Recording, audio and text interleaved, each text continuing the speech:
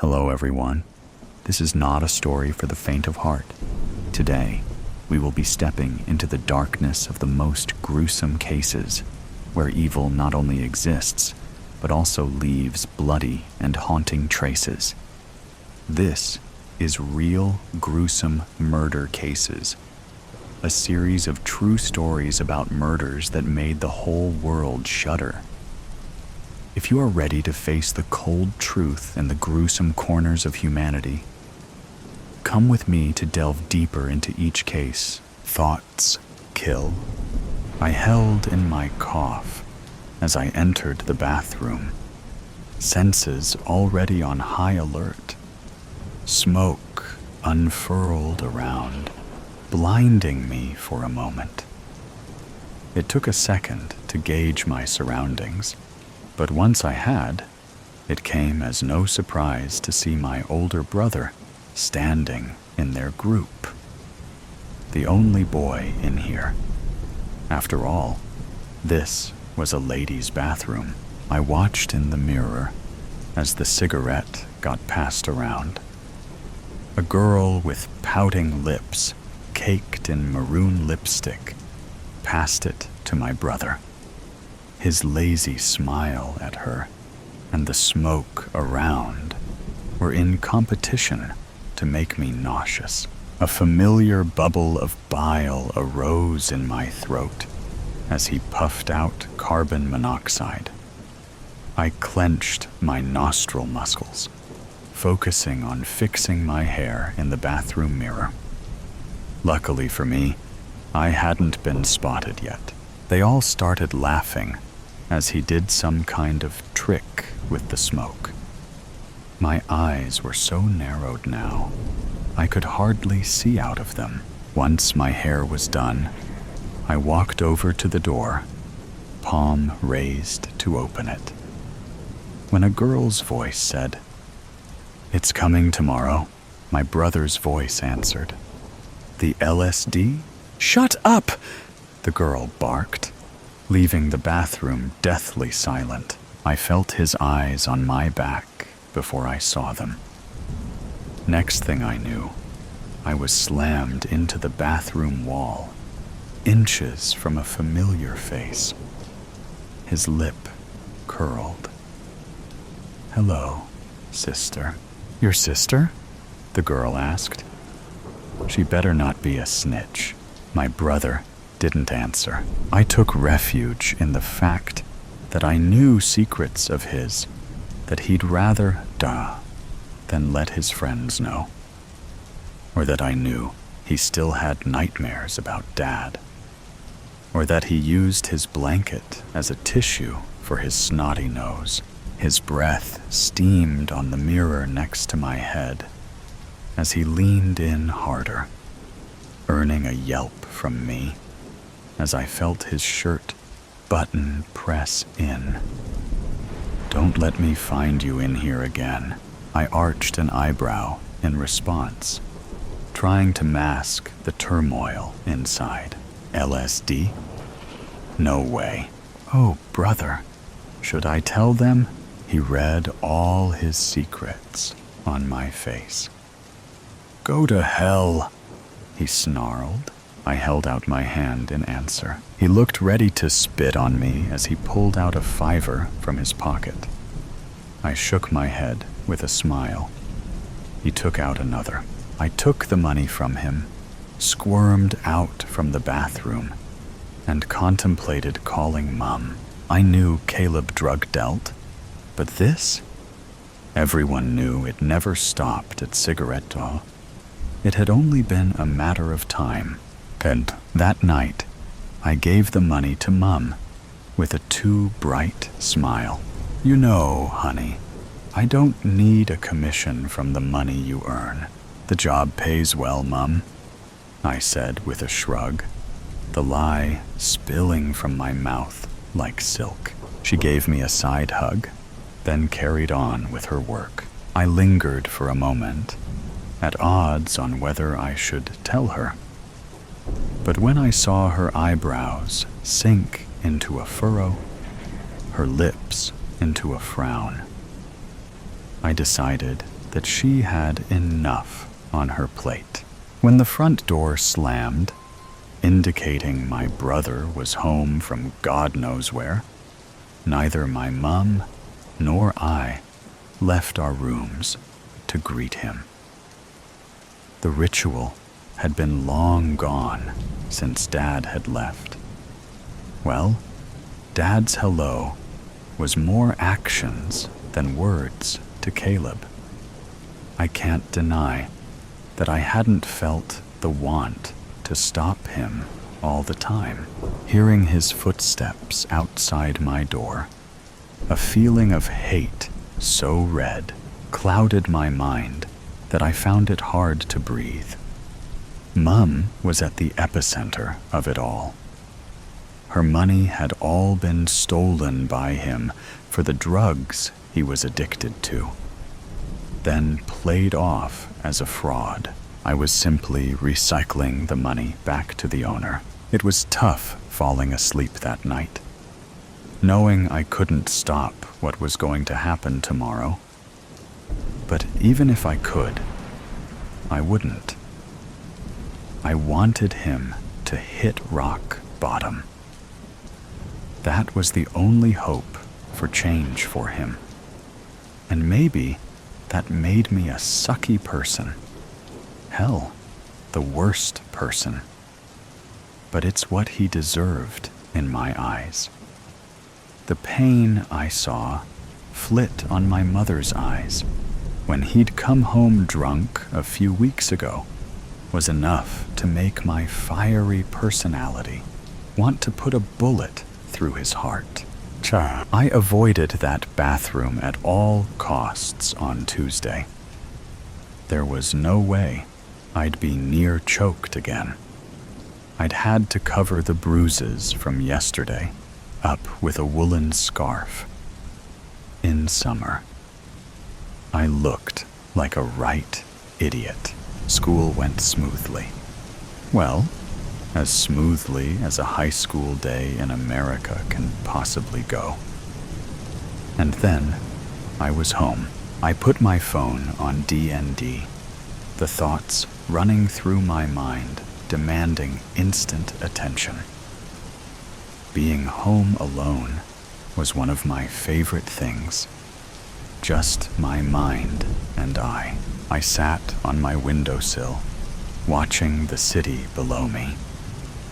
There was something so serene in feeling the wind play on your face, to be isolated, but to also see hundreds of people below you, hustling around. I wonder if this is how God feels.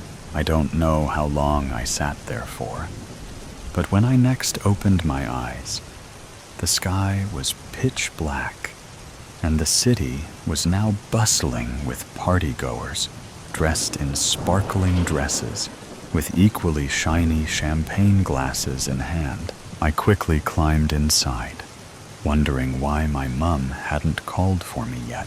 But then I heard a noise from her room. I hadn't realized how tight my chest had gotten, but it loosened as I felt her presence in the house. Caleb wasn't home yet. "Mum?" I asked, tentatively pushing her door open with a toe. I got a shock when I saw her bloodshot eyes turn up to look at me, tears streaming down and mixing with her mascara. I rushed to her side. "Mum? What's wrong?" I asked, a little forcefully, the panic already rising. Her eyes held mine as she whispered the words I thought I'd never hear. "Caleb is dead." Cha.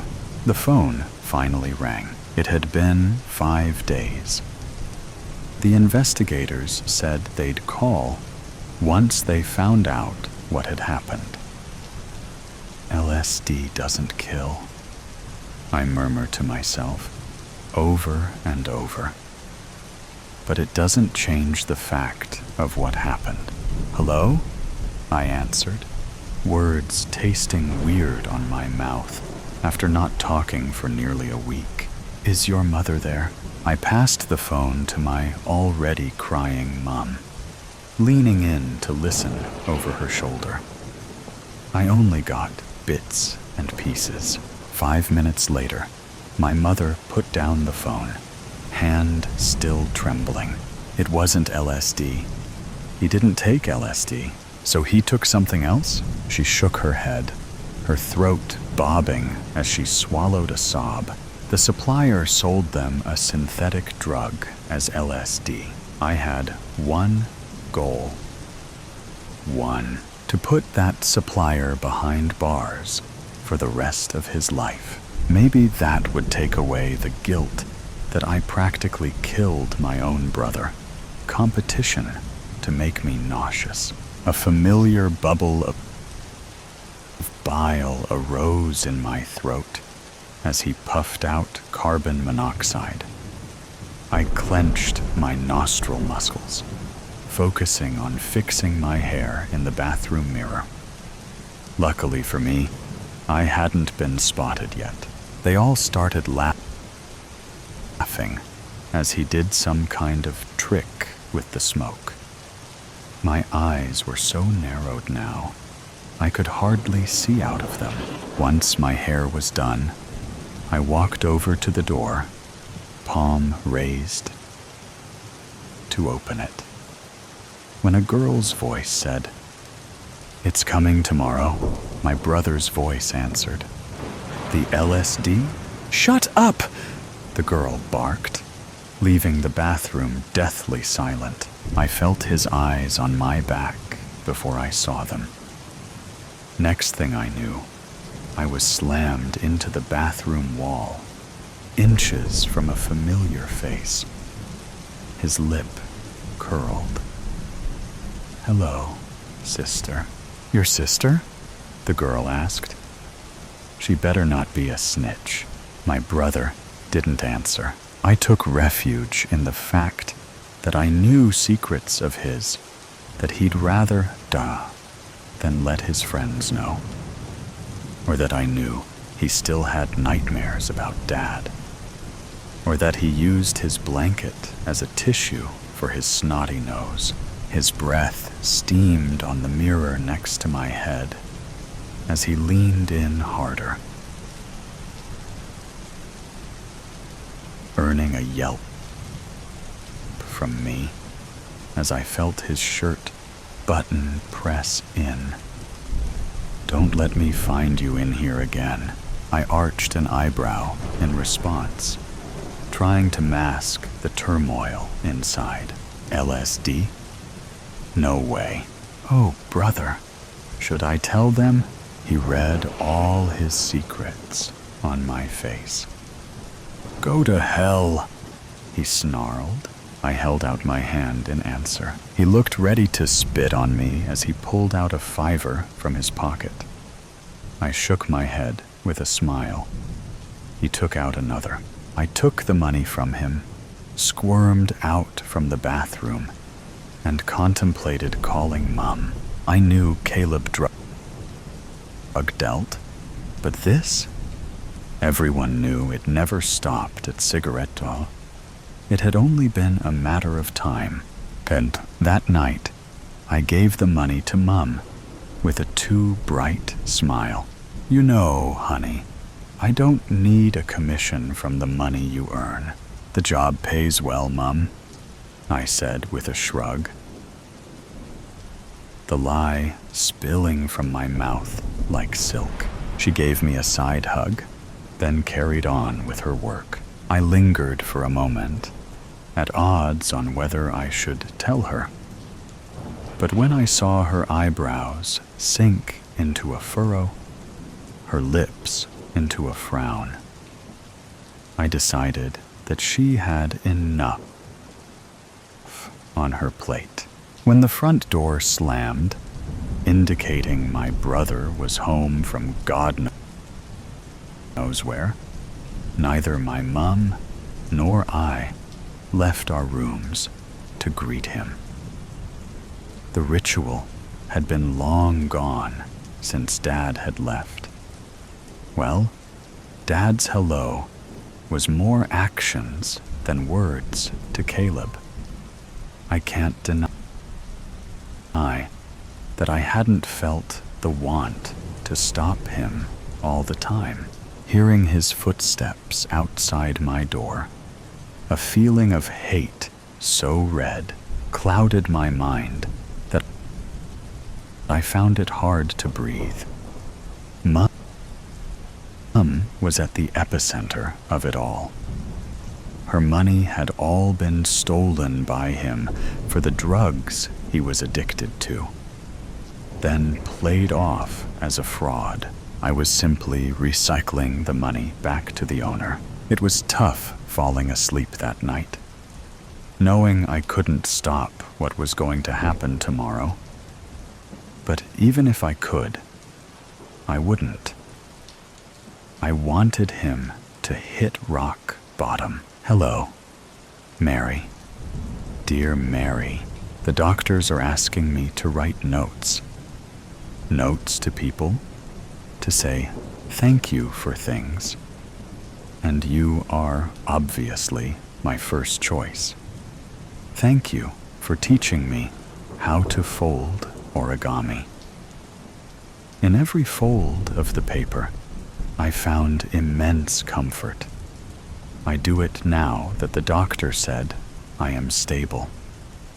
They forced some food down my throat and told me a bunch of lies. Now I fold origami and argue with doctors. Not a very interesting life. I wish they would let me talk to you. Aubrey. September 19th. Mary, the doctors are pushing for more notes. They say it will help me through past trauma or something. I tune them out when they talk sappy to me. But here I am, trying to get them off my back. Today, I would like to thank you for all the cookies I got when I escaped my house and came to yours. I have a very distinct memory of them. They had a hint of hazelnut in them, rich and fluffy, but they always left my brain fuzzy, making it hard to focus or really think much. Everything seemed so much easier after eating those cookies. I didn't feel a need to argue, to prove my point. I felt so much better. Normally, I wouldn't like to feel so impressionable, but it was strangely soothing then. Aubrey, September 22nd. Hello again? You wouldn't believe the fuss the doctors are making, Mary. They're quite upset I'm writing to you. Did you know they still believe the kidnapping story? I keep telling them you didn't have anything to do with my disappearance. Anyway, I've decided to continue this ritual of sending you letters. The doctors say I don't have to, but it's strangely liberating. So I think I'll thank you for the time we spent together. Everyone keeps saying that you were cruel, that you locked me up, but I distinctly remember you giving me a nice bed, food, and water. You talked to me. You understood my mind. When I woke up screaming, you wouldn't assume things. You didn't rush over and treat me like there was something wrong with me. You didn't tell me that it wasn't real or try to reassure me. You simply smiled at me. It was refreshing. When I told you about how beautiful fire was, when it stretched its long fingers, curling around a finger, nobody understood me like you did. So thank you for that, I guess. Aubrey, September 26th. Hi, Mary. I had a memory come back to me today. Do you remember the time that I snuck into your house? It was sometime in mid-winter. It was snowing, and I told you that I had never gotten to try hot chocolate, so you wanted to help me make it. You got out chocolate bars. You said that you had made it all by hand. I only remember that because I had asked why the chocolate tasted different. But that's beside the point. You gave me a knife. I was only 11 at the time, and I hadn't been given many opportunities with it, and I cut myself. This was when we had just started meeting. Instead of crying, I just looked at the blood. Then I asked why it did that, and why my finger stung. You just looked at me and told me that it was blood, and explained the human body. Nobody treated me as intelligent due to my many abnormal behaviors. So when you explained the human body and injuries, I was fascinated.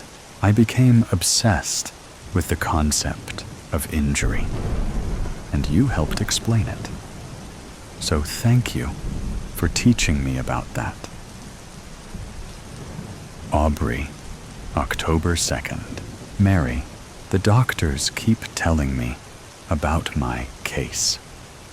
Keep telling me so many reasons why I should not be thankful I met you, should not write notes to you, but I don't understand why. They weren't there. They didn't understand everything that happened. They don't understand why you kept me hidden, why you took me away from the world. They keep telling me that being away from reality for so long messed with my memories and my head. They keep telling me, I know it's hard to process, and your brain is making sense of fear in a way that is easier to handle. What happened wasn't like what you remember. You were kidnapped, Aubrey. And Mary wasn't a nice lady. And I keep telling them, no, no, no, no. You don't understand. She was a nice lady, a very nice lady. She taught me lots of things. She was nice, nicer than lots of people. And they keep telling me no. No? No, no, no. And I can't stand it. They keep using words I don't like. They used the word abuse, torture. If it wasn't for you, I would have lost my temper already. So today, I would like to thank you for teaching me patience. When you kept me away from everyone, you taught me lots of things. You taught me to be patient, for one thing. And even though I wasn't always the most comfortable, I'm better off now. I can sit in a quiet room for hours without doing anything. I can wait and wait without ever getting impatient.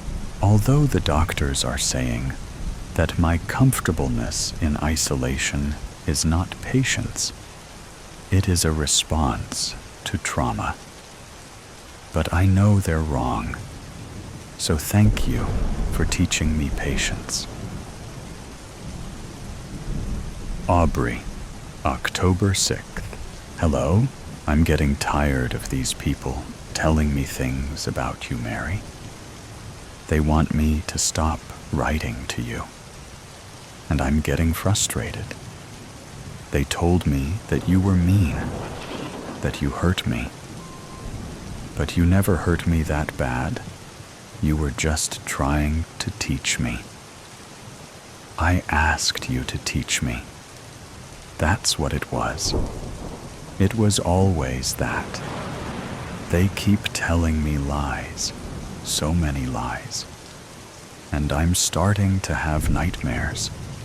They tell me horrible things. They say that you tied me to a bed frame because you were mean. And I keep telling them to stop lying because I'm getting nightmares and fake memories. I had one specific nightmare that I remember. I was bleeding badly, and you kept saying the same thing. You spilled a drop, and you said it meanly, but I can't remember that.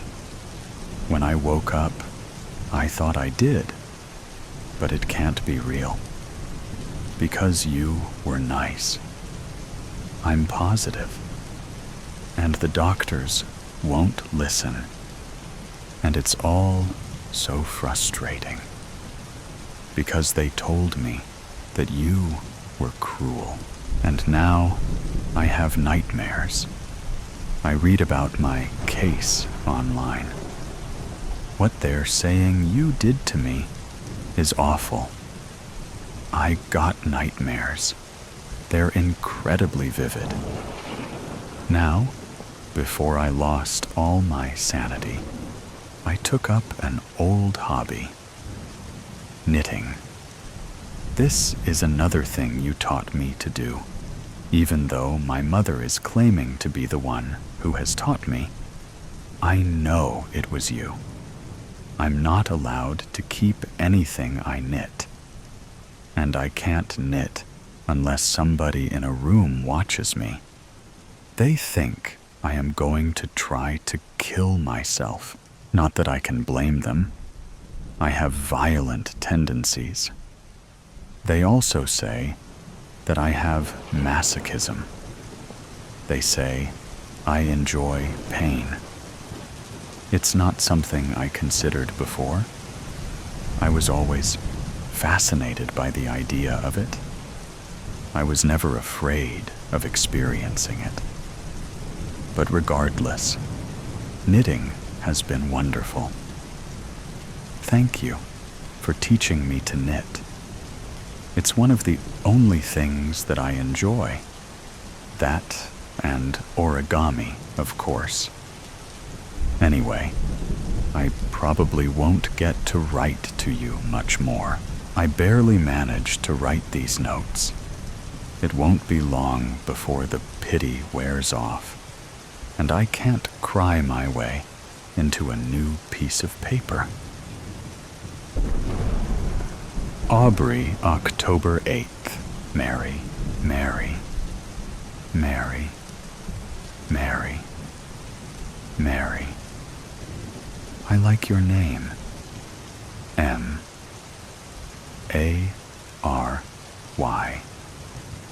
Something soothing about it.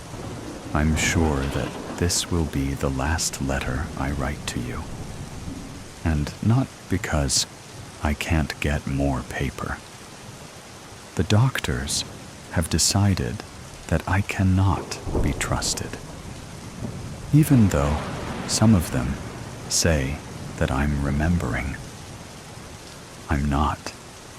It's just fake memories. Nightmares induced by the horror stories they told me. The lies. Lies. Lies. Lies. So many lies. They think I've gone crazy. They didn't say that exactly. They think it's from trauma.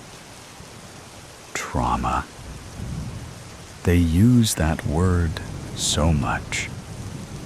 They are moving me to a psychiatric ward. I've been in a normal hospital they were monitoring my health. Now, they've decided that I am dangerous to myself or others. In their defense, I have become worse at hiding myself. I lash out easier, but it's oddly liberating to be able to lash out, to get angry, to let the little voice in the back of my head, the one that wants chaos, the one that wants to watch the effect of pain on someone's face. You taught me that. You showed me how happy you were when you let the little voice in your head have more influence. They don't think it's the voice in my head. They think it's the trauma and the 12 years that I spent missing, the, as they say, damage Mary inflicted, caused it. So, that's what I have to thank you for today. Thank you for showing me that it's okay to be crazy sometimes. Other people's screams will stop. But mostly, thank you for giving me an excuse. The girl who was raised better, the one who has no reason to hurt people, gets more disgusted looks than me. Little me got in trouble when I hurt others. But the psychotic, traumatized girl who was kidnapped and tortured for 12 years gets a free pass. Goodbye, Mary. I'll miss you, even if I'm not supposed to. Aubrey, oh mother, please send my father across. It was all a dream. Merle's breath like rotten fish on top of her tongue. The balled-up, gray, dead mass of it settled at the back of her throat, like stale phlegm. His beady, stained tongue wriggling around on top of her tongue. His hand under her blouse, fumbling, scratching.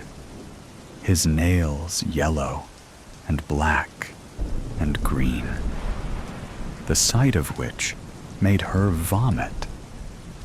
His puss-filled, bandaged hand on top of her breast, the nail digging into her nipple, the dirt in his nails mixing with her blood.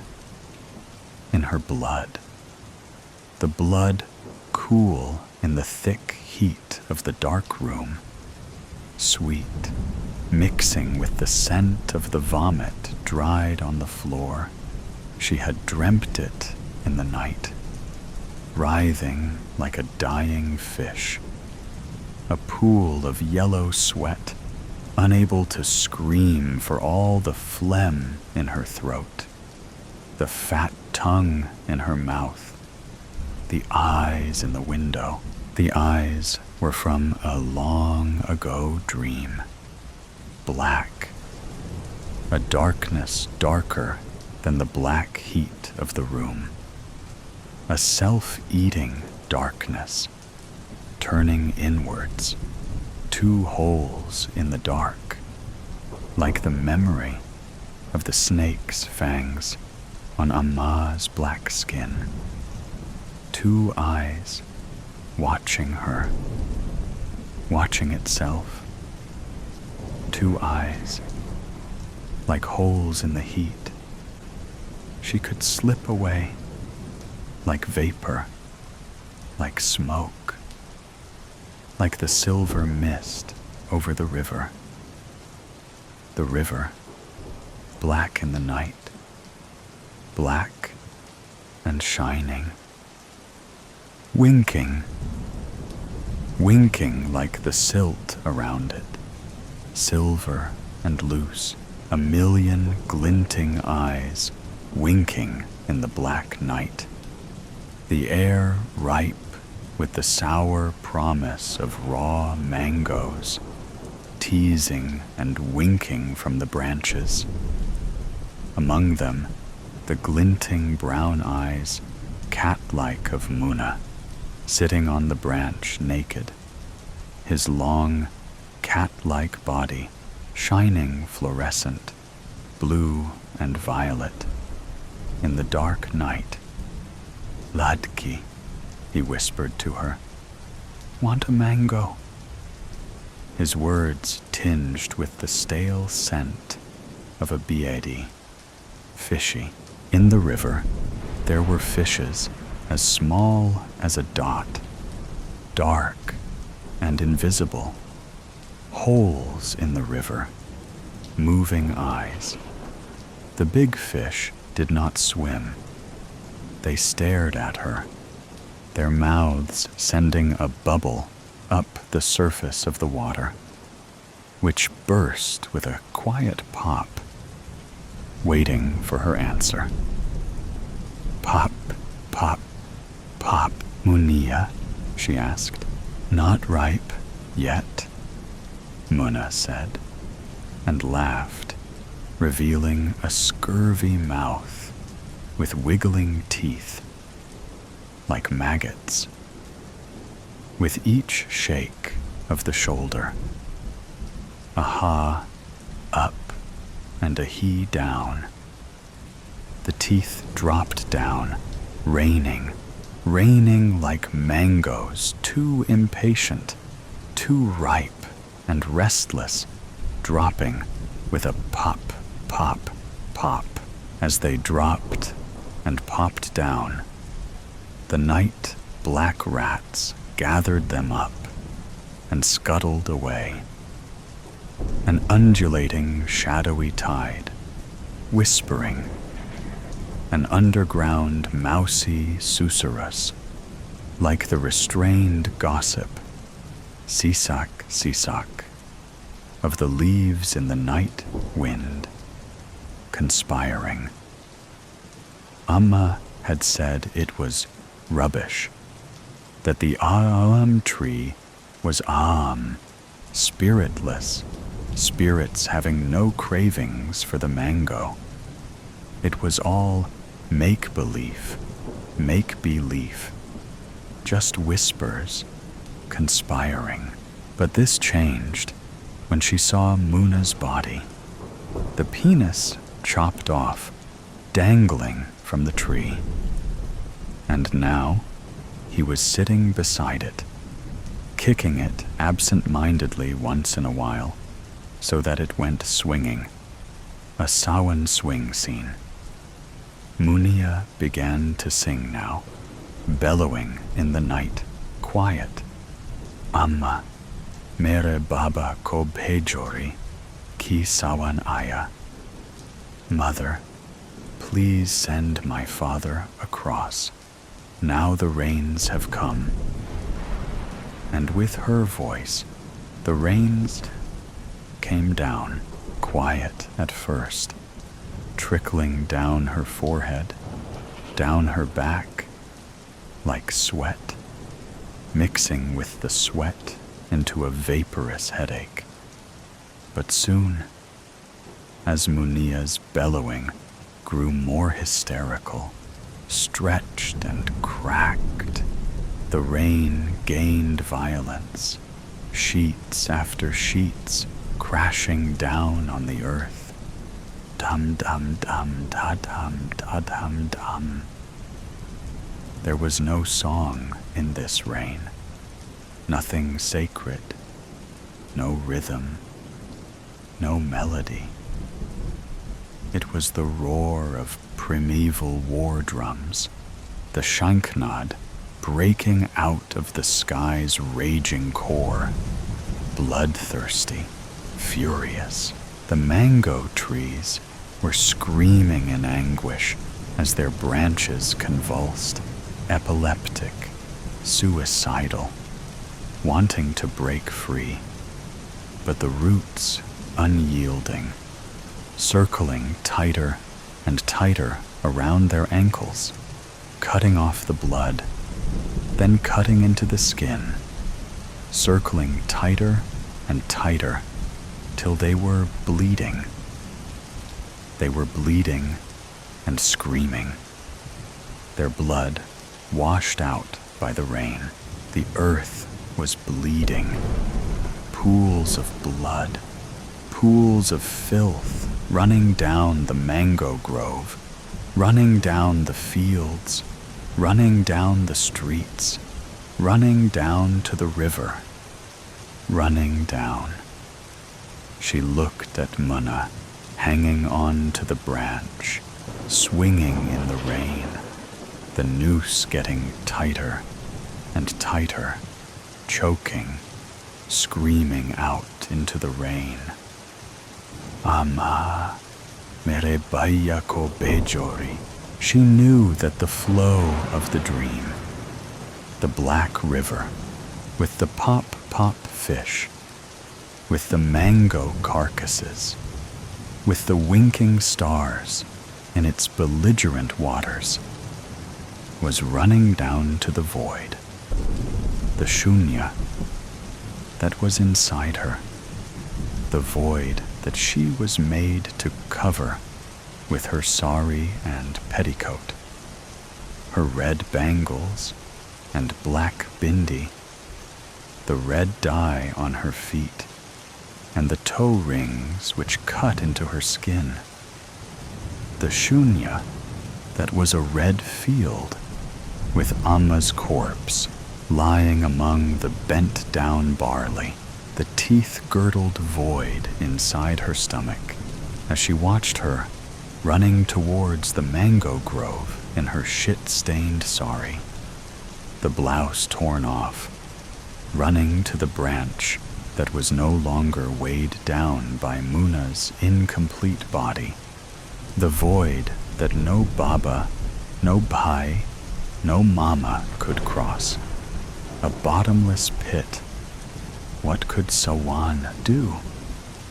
The shunya spelled out by the noose around Munna's neck. The shunya Murli was trying to prod with his puss-filled fingers and his puss-filled organ.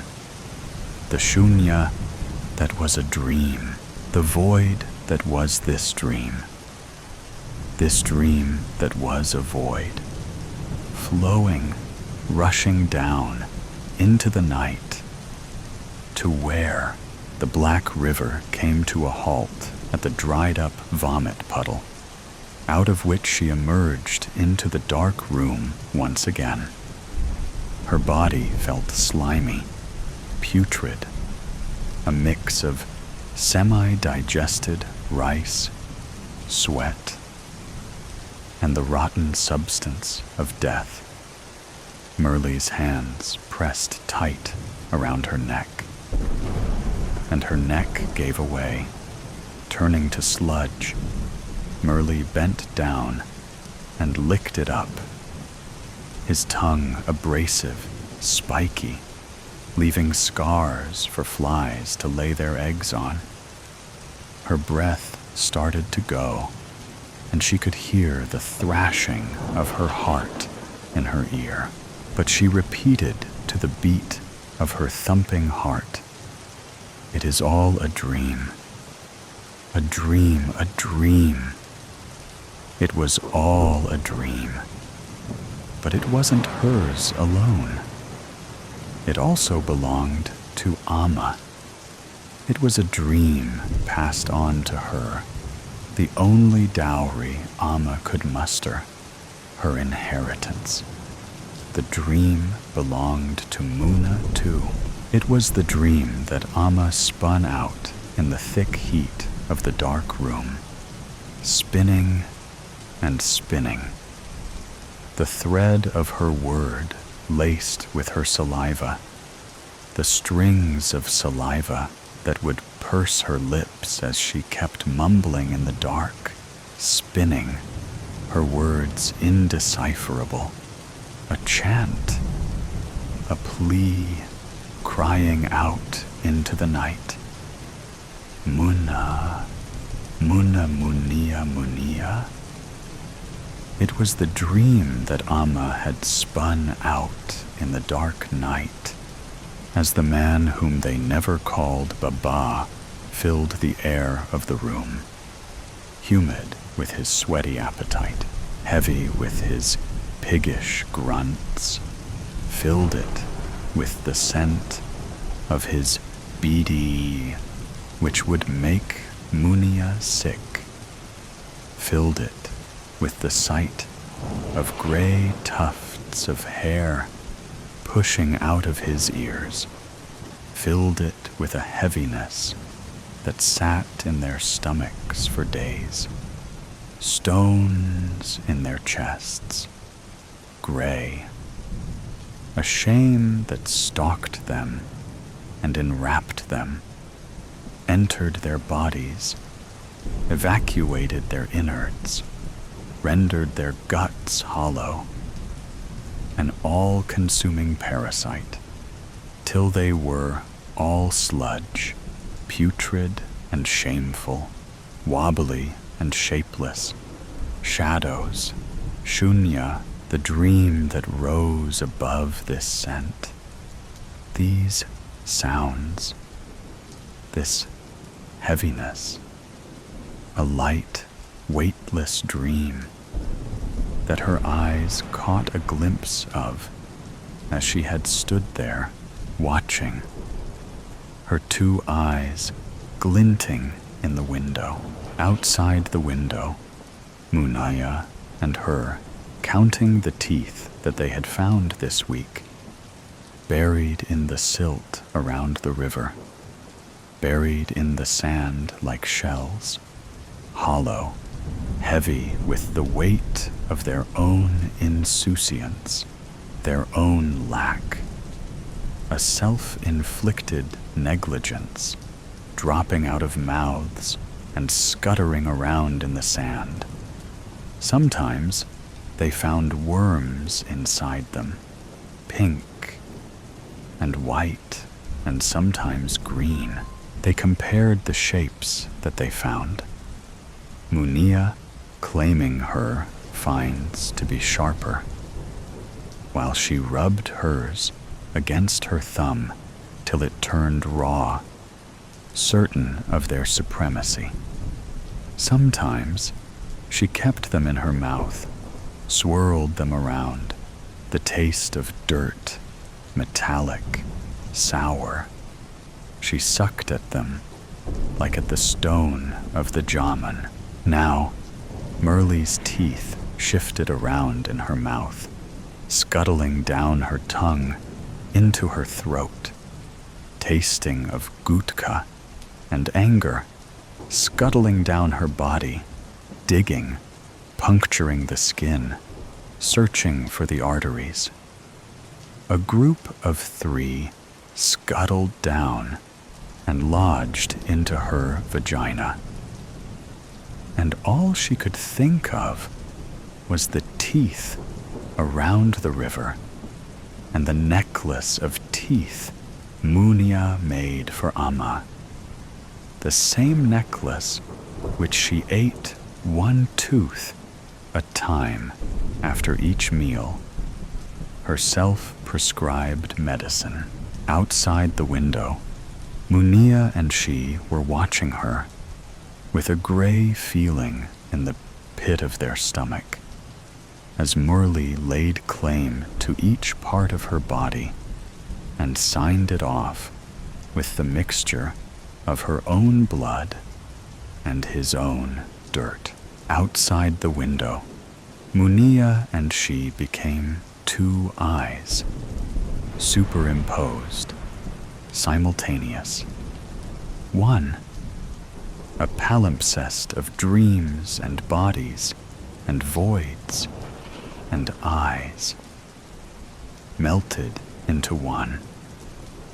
He and her, she and him, her and her, peering in at her mother and her mother, dreaming, drifting out of the window through the holes their eyes burned through the darkness, peering in at herself, the dream of I, Amma, Munia, breathing in the dark. Our bellies swell out in a rhythm, up, down, up, down. Munia is not Muna now. She won't be Muna again till morning. When morning comes, she will have to leave herself beside me, wrapped up neatly on the pillow.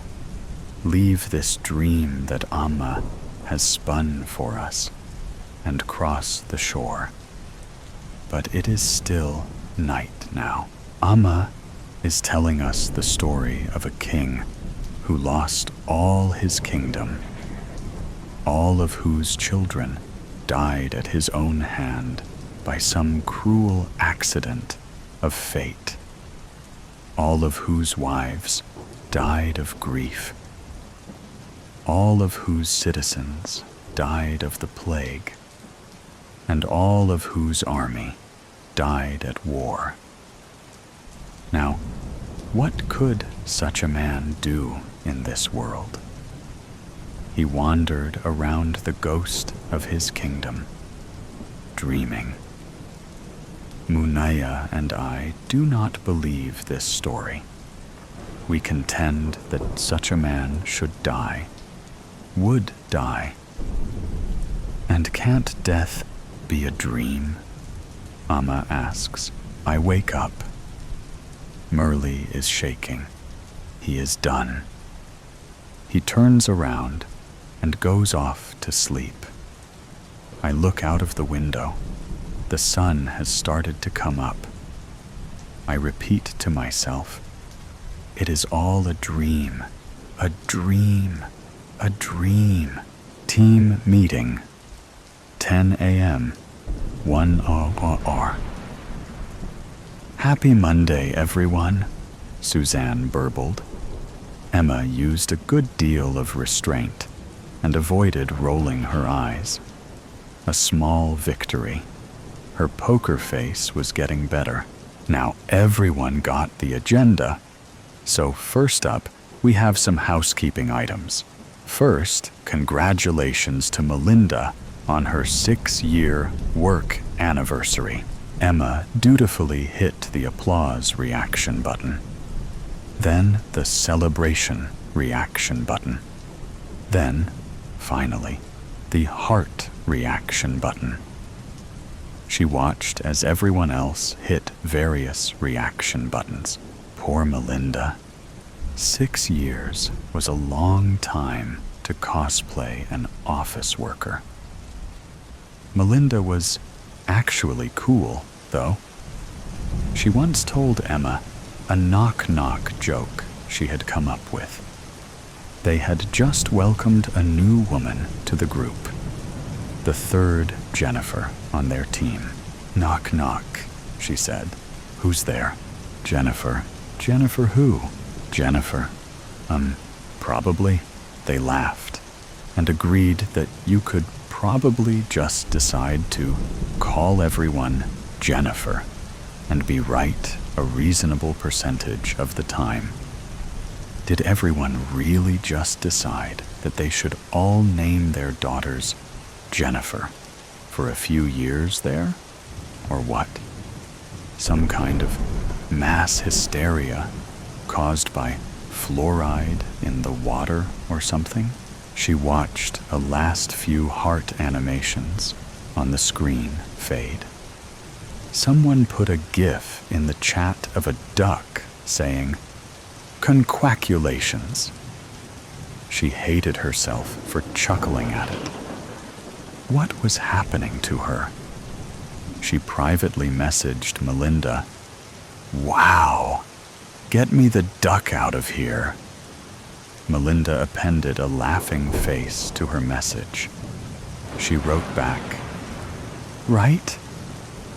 This whole thing is bringing me down."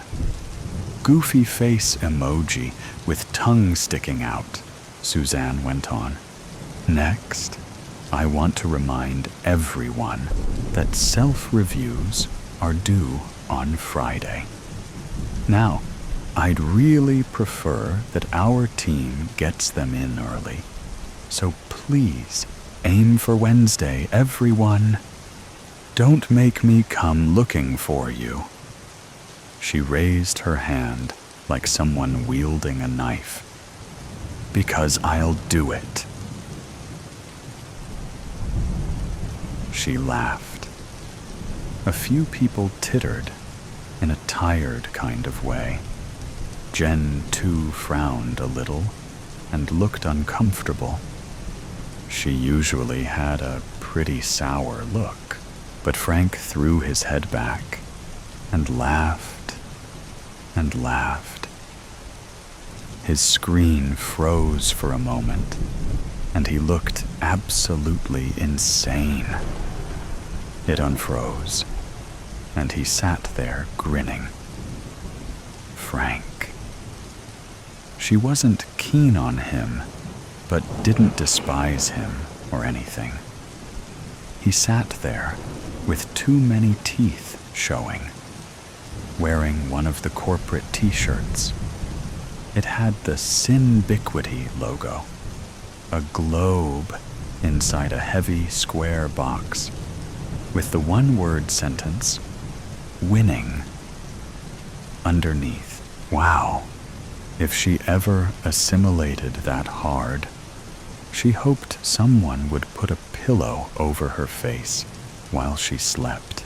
Now, once you complete your self-review, your manager will complete their review, and then you'll meet to discuss. She messaged Melinda again. Ugh, just kill me now. Melinda sent back a gif of Jack Nicholson breaking through the bathroom door in The Shining. She wrote, exceeding expectations.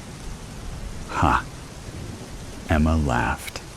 She and Melinda smirked at each other on camera and stifled laughs. A self-review. Pfft.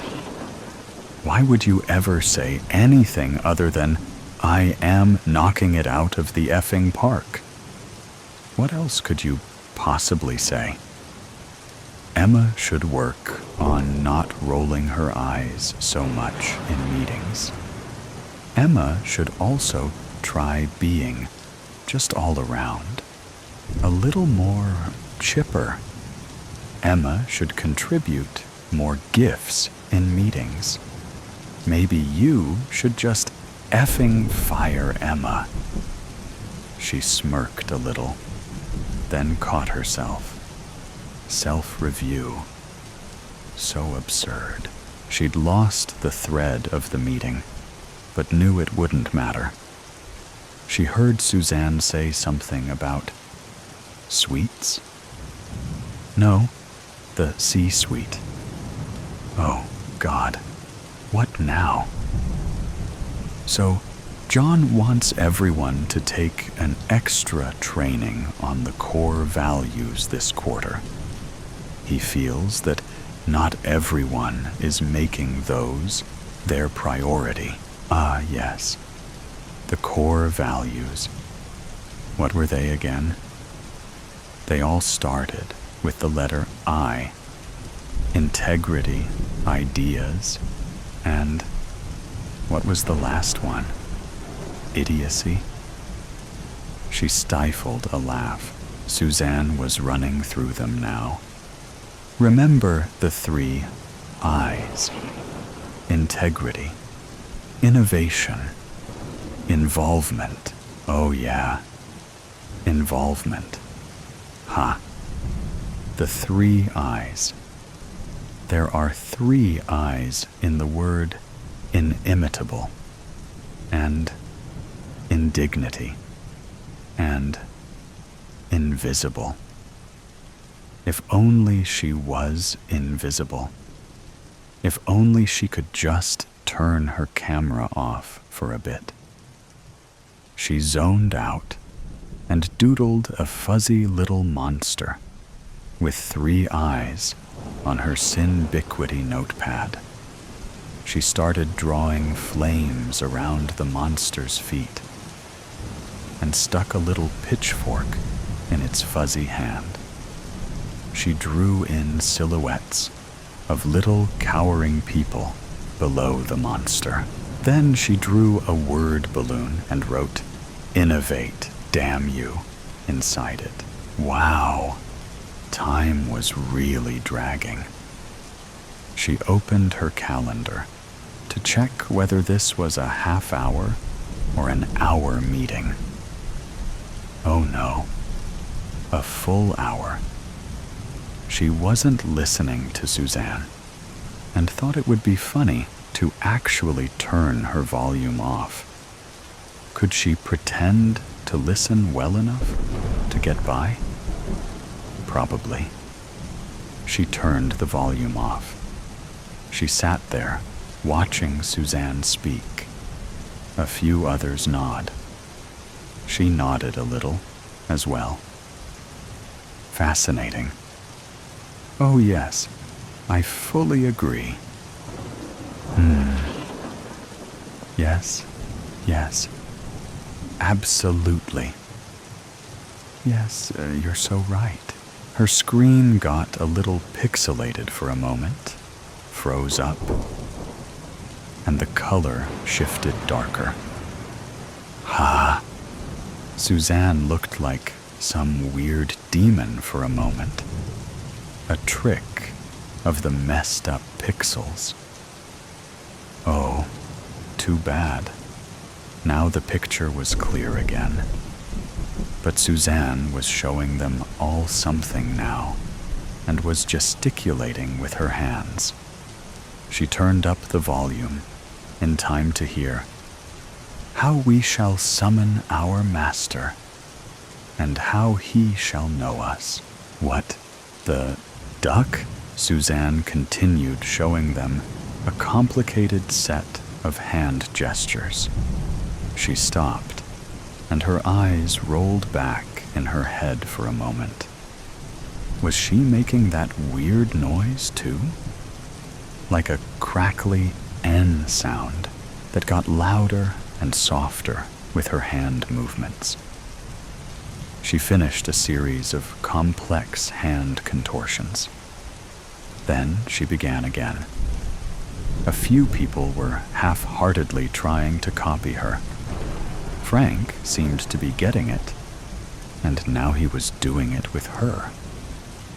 They contorted their hands in a strangely herky-jerky manner, pulling back 2 fingers on one hand with the other hand, now fluttering both hands, using one hand like a claw over the other, bunched up fist. How could he learn it that fast? What was this? Some kind of crazy team-building exercise? Suddenly, Suzanne said sharply, "Emma!" She jumped a little in her chair. Then Suzanne and Frank said together, "Why aren't you participating, Emma?" They continued the complex hand movements. Now it looked like Elise was managing to do it exactly in sync with Suzanne and Frank as well. Emma unmuted her microphone and said, "Oh, I was just trying to watch until I felt I could jump in." Suzanne and Frank and Elise said together, "Just do it. Do it now." She held up her hands and flopped them around a little.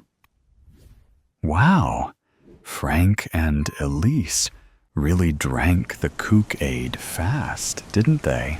This was a very strange meeting. But scanning her coworkers on the screen, they all seemed to find it normal. Dull in its usualness, in fact. Suzanne, Frank, and Elise continued the weird hand movements, encouraging the others to try to follow them. Jake seemed to be getting the hang of it as well, although his square on the screen was so dark, it was hard to tell for sure. Melinda waved her hands ineffectually. Walter and Jen, too, were doing the movements, just a few moments after the others, but actually seemed to be working on learning them. Emma put on the raised hand button. "Yes, Emma, you have a question," Suzanne said. She unmuted her microphone. "Yes, I don't understand the point of this exercise. Is this supposed to be team building or something?" "Oh, yes," said Suzanne. "It's definitely team building." Emma frowned. Was Suzanne having some kind of mental break? She went to message Melinda privately, but couldn't enter anything in the chat window. Ugh, now what? Emma watched Suzanne's hands going through their complicated set of gestures. It was kind of mesmerizing. Emma roused herself. Had she fallen asleep in the meeting? She couldn't have. She checked the time. It didn't seem to have advanced at all. But outside, it seemed to be growing dark. How long had they been in this meeting now? She looked at her co-workers in their small square cells. Suzanne, Frank, Elise, and Jen, too, continued doing the hand motions. Some of the others were now sitting away from their desks, a few in the far corners of their rooms. Mary was almost entirely off-screen, but you could still see a piece of her red sweater and her hand, a red line on the right-hand side of her screen, and her twitching fingers coming in and out of view. Walter was standing facing the wall, not moving. It was pretty creepy, actually. It was time to get the hell out of Dodge, she thought. She clicked on the leave button. Nothing happened. She hit the escape key. Nothing. She tried to close the laptop, but it seemed to be stuck open somehow. Control, Alt, Delete. Nothing. She stood up from her chair, intent on leaving the room. She crossed to the door and reached out for the doorknob, and found herself on the other side of the room, still walking forward. "What?" She tried again. This time, when she got to the door, she reached out her hand, but the doorknob was very hot. It burned her hand with an audible sizzle. She pulled her hand back with a yelp. She put her burnt fingers in her mouth for a moment, sobbing a little. She went to the windows of her home office and tried to open one, even though she was on the second floor. It wouldn't budge. She grabbed her chair, thinking she would smash it through a window. She couldn't lift it off the ground. It was as if the wheels were heavily magnetized to the floor. She sat back down in her chair, shoulders slumping. She looked at the screen again. Suzanne, Frank, Elise, and Jen, too, were sitting facing their cameras, smiling and continuing the strange hand movements. She closed her eyes for a moment. She thought, "Is nobody going to say it?" She straightened and looked around the room wildly. She put on the raised hand icon and pretended to sit patiently for a moment. "Yes, Emma," she said to herself. You have a comment? Crazy laughter bubbled up inside her, but she caught it in her throat and swallowed hard instead. We can't leave here. We are in some kind of twisted trap. Is this hell? I mean, it sure seems like hell, all right. A never-ending meeting. Nobody answered her. One person hit the applause reaction. We need to do something. Call someone. Pull the plug on our computers, maybe? How long will it take the batteries to die? Melinda, look at me. Melinda raised her face to the camera. Her face had 4 red lines on each side, where she had repeatedly clawed her fingers down her face. She seemed to stare directly at Emma, mouthing some words over and over. Mel. Emma put her head down on her arms and cried. Suzanne finally said brightly, "Okay, we've heard from Emma." Frank and Elise mouthed the same words as she said them, nodding. Now, if nobody else has any off-topic items, let's get back to the agenda. He's right behind you. We'd go out around 1, climbing through bedroom windows. We'd try to land softly on bushes and backyard lawns. Some of us went barefoot. Some hid a spare pair of sneakers under porches or tucked under tarps used for covering patio furniture. Some of us just liked being barefoot. It made us feel as though we'd have the strength that comes from mimicking the uncivilized. Some of us would play the whole game with no shoes. No shoes, no shirts. One of us liked to play the game in only his boxer shorts. He would dare anyone to mention his near-nakedness. I'm not gay for running around the woods in my underwear. You're all gay for looking at me in my underwear. This is teenage logic. Everything is a chess match where both players have only recently discovered how to play Monopoly. Board games were daytime affairs. We would play them by the above-ground pools and in basements while our parents were at work. We were old enough to be home alone, provided we memorized the phone numbers of all the retired neighbors who could, theoretically, get to us quickly in the event of an emergency. Practically speaking, 70-year-old Mrs. Hasher would not have been able to help any of us had a deranged murderer targeted us the way they did in the cable movies we weren't supposed to watch. But our parents told themselves stories the same way we did. Stories about safety.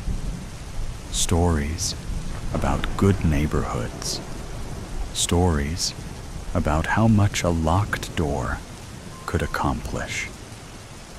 Years ago, a girl had been abducted from her home on our street.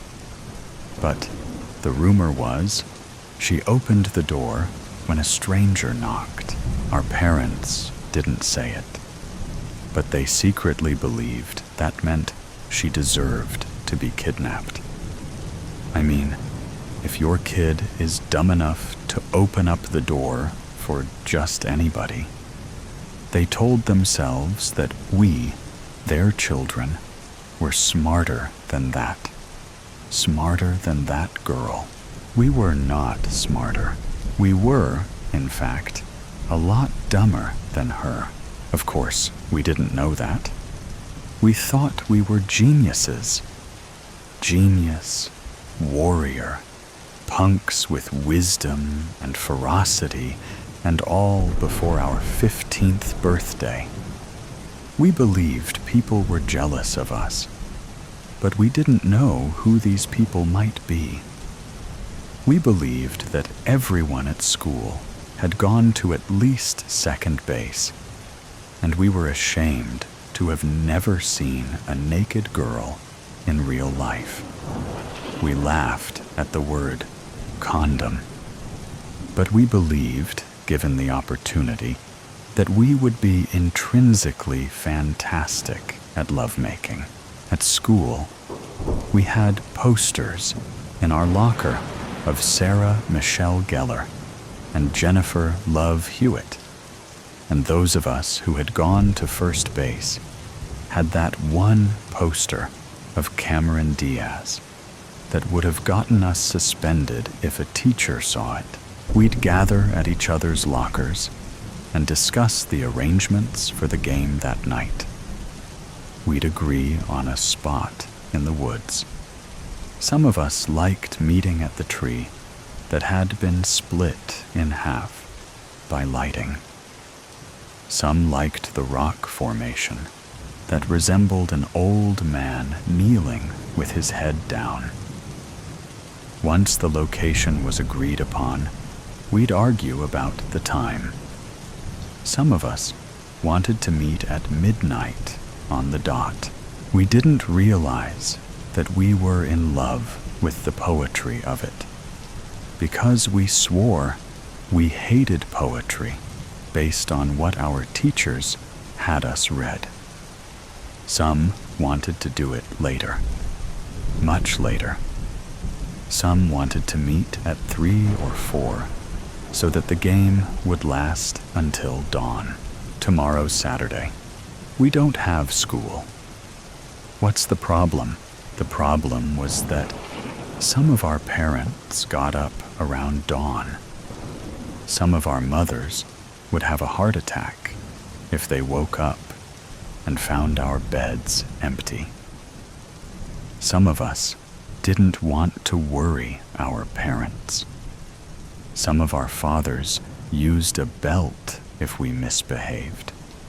Some of us cared about our parents too much to let them know what their children were up to at night.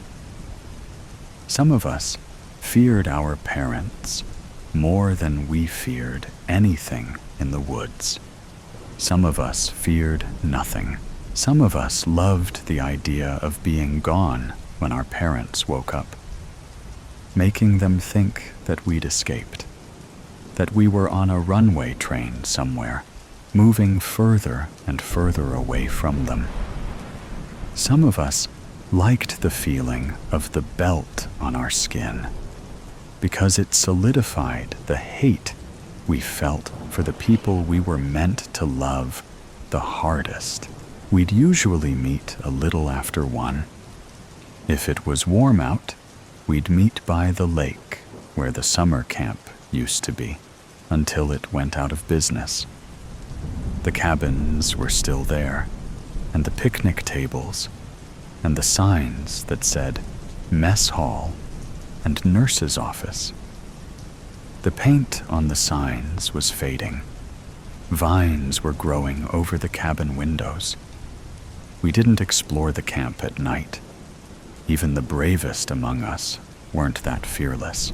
We'd seen at least one horror movie that took place at a camp, and we didn't want to be chased by a man with a mask. We only wanted to play a game. In our game, if you followed the rules, you didn't get hurt. Nothing bad happened. If you broke the rules, the game was over for you. But that was it. No injuries, no harm. It was all about stamina, sustaining yourself throughout the night. There wasn't really any loss. There wasn't even a real way to win. Bragging rights were all we had to play for, and yet they seemed more valuable than the $100 bills our fathers would leave out on the kitchen counter as though tempting us to steal. Some of us did steal. Some of us felt the belt. Some of us liked it. But we'd never say who. We started by the lake, and we faced off against each other, eye to eye with another boy standing a foot away from you. That was how it began. We would face each other, take a deep breath, and say, "He's right behind you." One of us would say it. The other would listen. Then the other person would say it. "He's right behind you." And we would escalate the intensity. The rule was that you could not say anything other than those 4 words, but you could say them however you liked. We could shout them at each other. We could whisper them. Those of us who were more strategic knew that volume wasn't enough. It was about having an action, an objective. It was important to keep a verb in mind: beg, cajole, beseech, caution, plead, convince, convince, convince. He's right behind you. It didn't matter that we played this game several times a week for 2 years. It didn't matter that we knew that nobody was behind us. Inevitably, someone would get spooked. One of us would run home. That first hint of terror was contagious. Soon, more of us would be retreating back to our homes. It was rare that more than 3 or 4 of us would be left by the end of the night. If your partner ran away, you would find someone else who had also lost their partner, and you would face off against them, speaking the 4 words. If you were the only one without a partner, you stood silently and waited for someone to leave. Like most boys our age, we had no respect for anything we were meant to respect, and the utmost respect for imaginary things and made-up scenarios, school and church and authority and death were all laughable to us. But this game that we had created out of nothing, this was something to be taken seriously. None of us could remember who started it. Maybe an older boy who had since graduated from childishly sneaking out of his room at night. Maybe we all put it together like a story composed of hormones and dirty sweat. Maybe it didn't matter.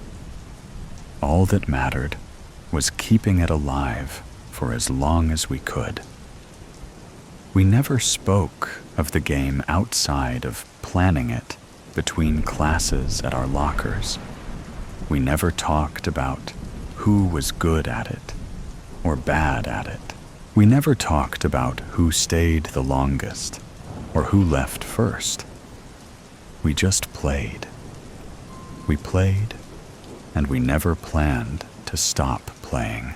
One night, one of us was staring at his partner when he saw the other boy's eyes look slightly to the left. This was against the rules. You only looked at your partner. You used the 4 words to scare them, if you could. You didn't involve physicality, not even a slight shift in focus. The other boy began to shake his head. This was wrong. This was against the rules. None of us knew what to do if someone broke the rules, because nobody had ever broken the rules. There were no referees, and even if there were, it wouldn't have mattered now, because there were only 2 boys left on that night. The other boy appeared to almost choke. He coughed out the words, "He's right behind you." The other boy looked as though he was going to raise an arm, raise a hand, point to something. Instead, he ran off. The other boy wasn't supposed to run off.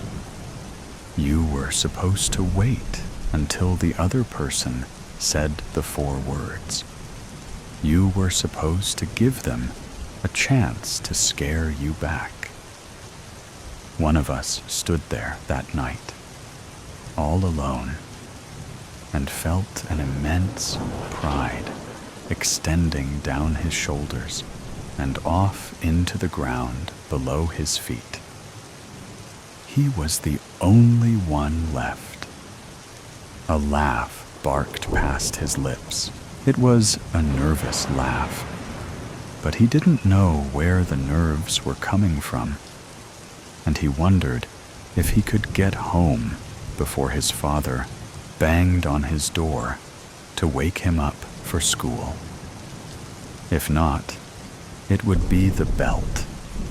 But did that mean anything? He was the last one of us still standing there in the woods. "He's right behind me." He didn't know why he said it. It wasn't true. There was nobody behind him. Every sound was natural. Every presence an imagined one. Every instinct to flee was his paranoia trying to torment him now that all his fellow competitors were gone. He would stand in the woods for as long as he liked. He would enjoy this moment. Despite winning nothing, he would tell himself he was a winner. How to rob a library. Harry was ready. Harry hated books. The plan was simple. If he robbed the library, there would be no books to read. No books equals no library. Even if the library wanted to buy new books, they would have no place to put them. Phase 10 of the plan was to burn the library to the ground. The mission was ready to go. Phase 1. Knock out any guards. You will need fry pan and 2 ropes. The guards wouldn't stand a chance. There were only 2 of them anyway. What harm could they do? The answer to that was a lot of damage. The guards had been trained in the martial arts, so if you stood in their way, you were burnt toast. Good thing Harry wasn't bred, or the mission would be even more difficult. He slowly crept through the bushes, holding his fry pan in one hand and the rope in the other. Soon he saw a light getting close. A guard was coming. Piece of cake, Harry thought. This was going to be fun. Ding! The guard fell down to the floor, so he was tied to a tree. 1 down, 1 to go. Slowly, Harry crept out of the bushes and looked around. Where was the guard? "Hey, you! Stop right there!" called a voice from behind him. Time for real fun. Harry swung the fry pan through the air, and with a thunk, it came to rest on the guard's head. Thud. Time for Phase 2 of the plan. Phase 2. Disable the security cameras. You will need the pickaxe to be sure that no one found him out tomorrow. Harry would have to hide a lot of evidence, like knocking out the guards. All he had to do was smash all the cameras around him. There were about 20 of them scattered around the place. Number 1. Harry threw the pickaxe through the air. Bullseye. Number 2. It spotted him before he saw it, but no evidence remains now. Number 3, 4, 5, 6. Too easy. Number 7. Whoever designed this must have thought that 1-year-olds were the only criminals around. The rest were too easy to be recorded. Time for Phase 3. Phase 3.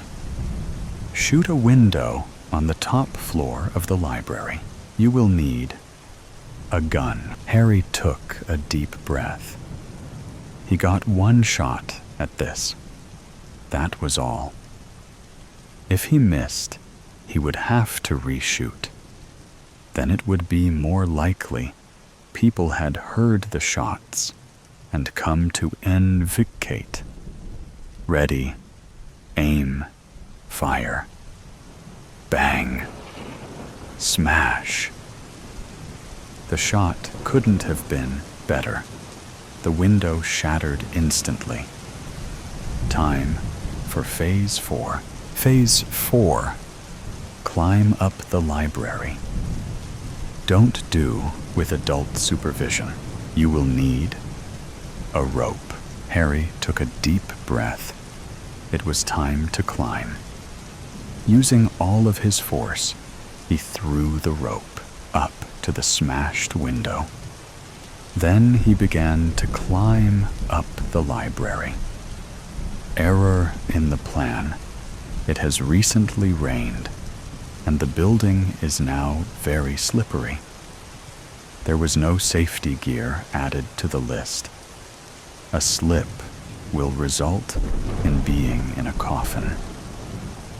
Harry was about halfway up the 10-meter-high building when the error came into place.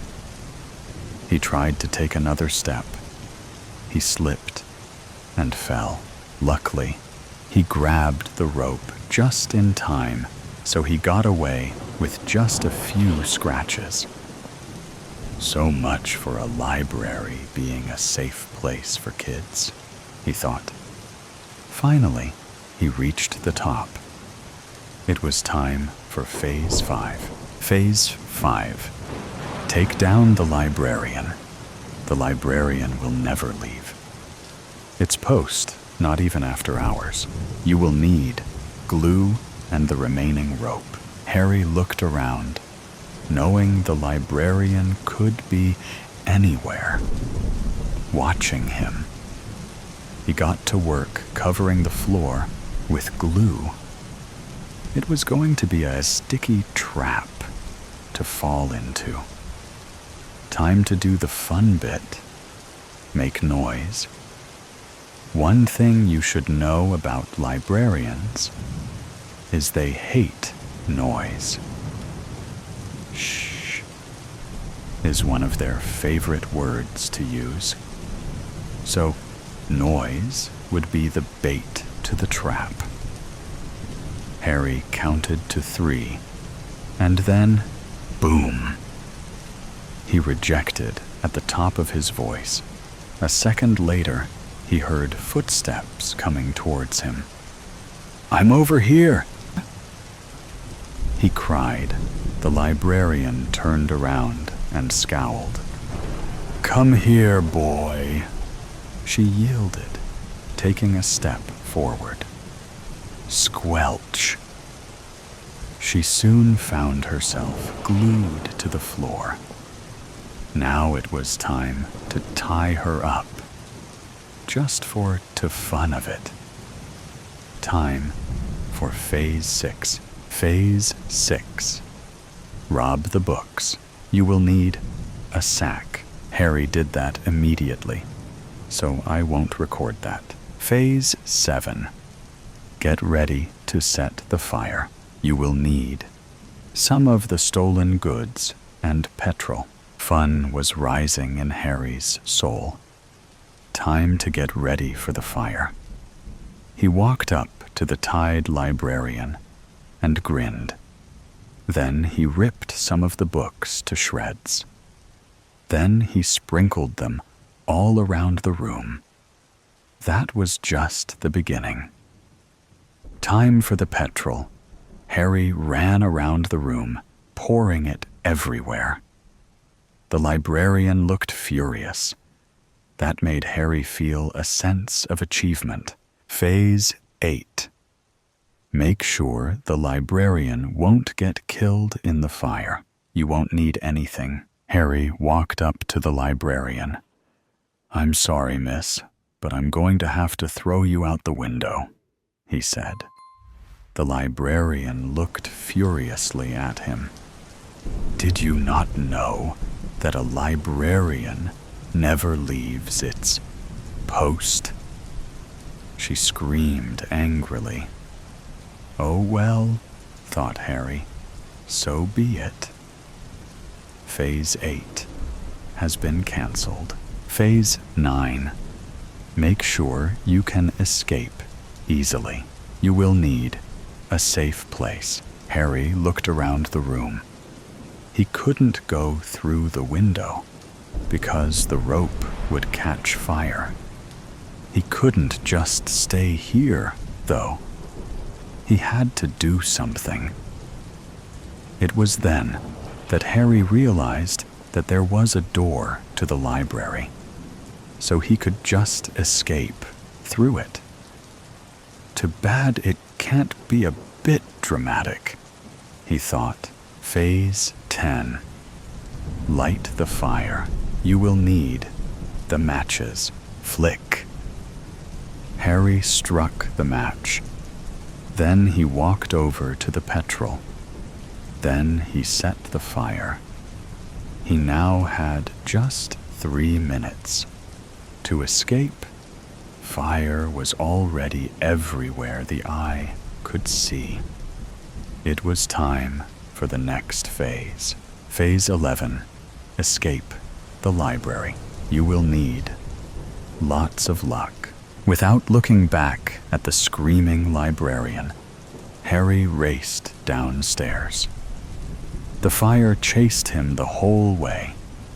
It didn't stop until Harry wasn't out of the library. By now, the building was alight in the darkness, so the firemen and police would be here. Phase 12.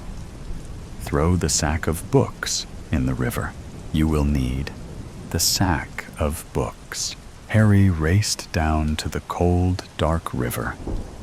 It was time to get rid of the books. Without hesitation, he threw the books into the murky depths. He smiled as he watched them go. Phase 13. Act innocent. Sirens wailed as the police came to the scene. Time to do the job. Harry walked right past the police, and they didn't notice. Who would expect a kid to break into a library and murder someone anyway?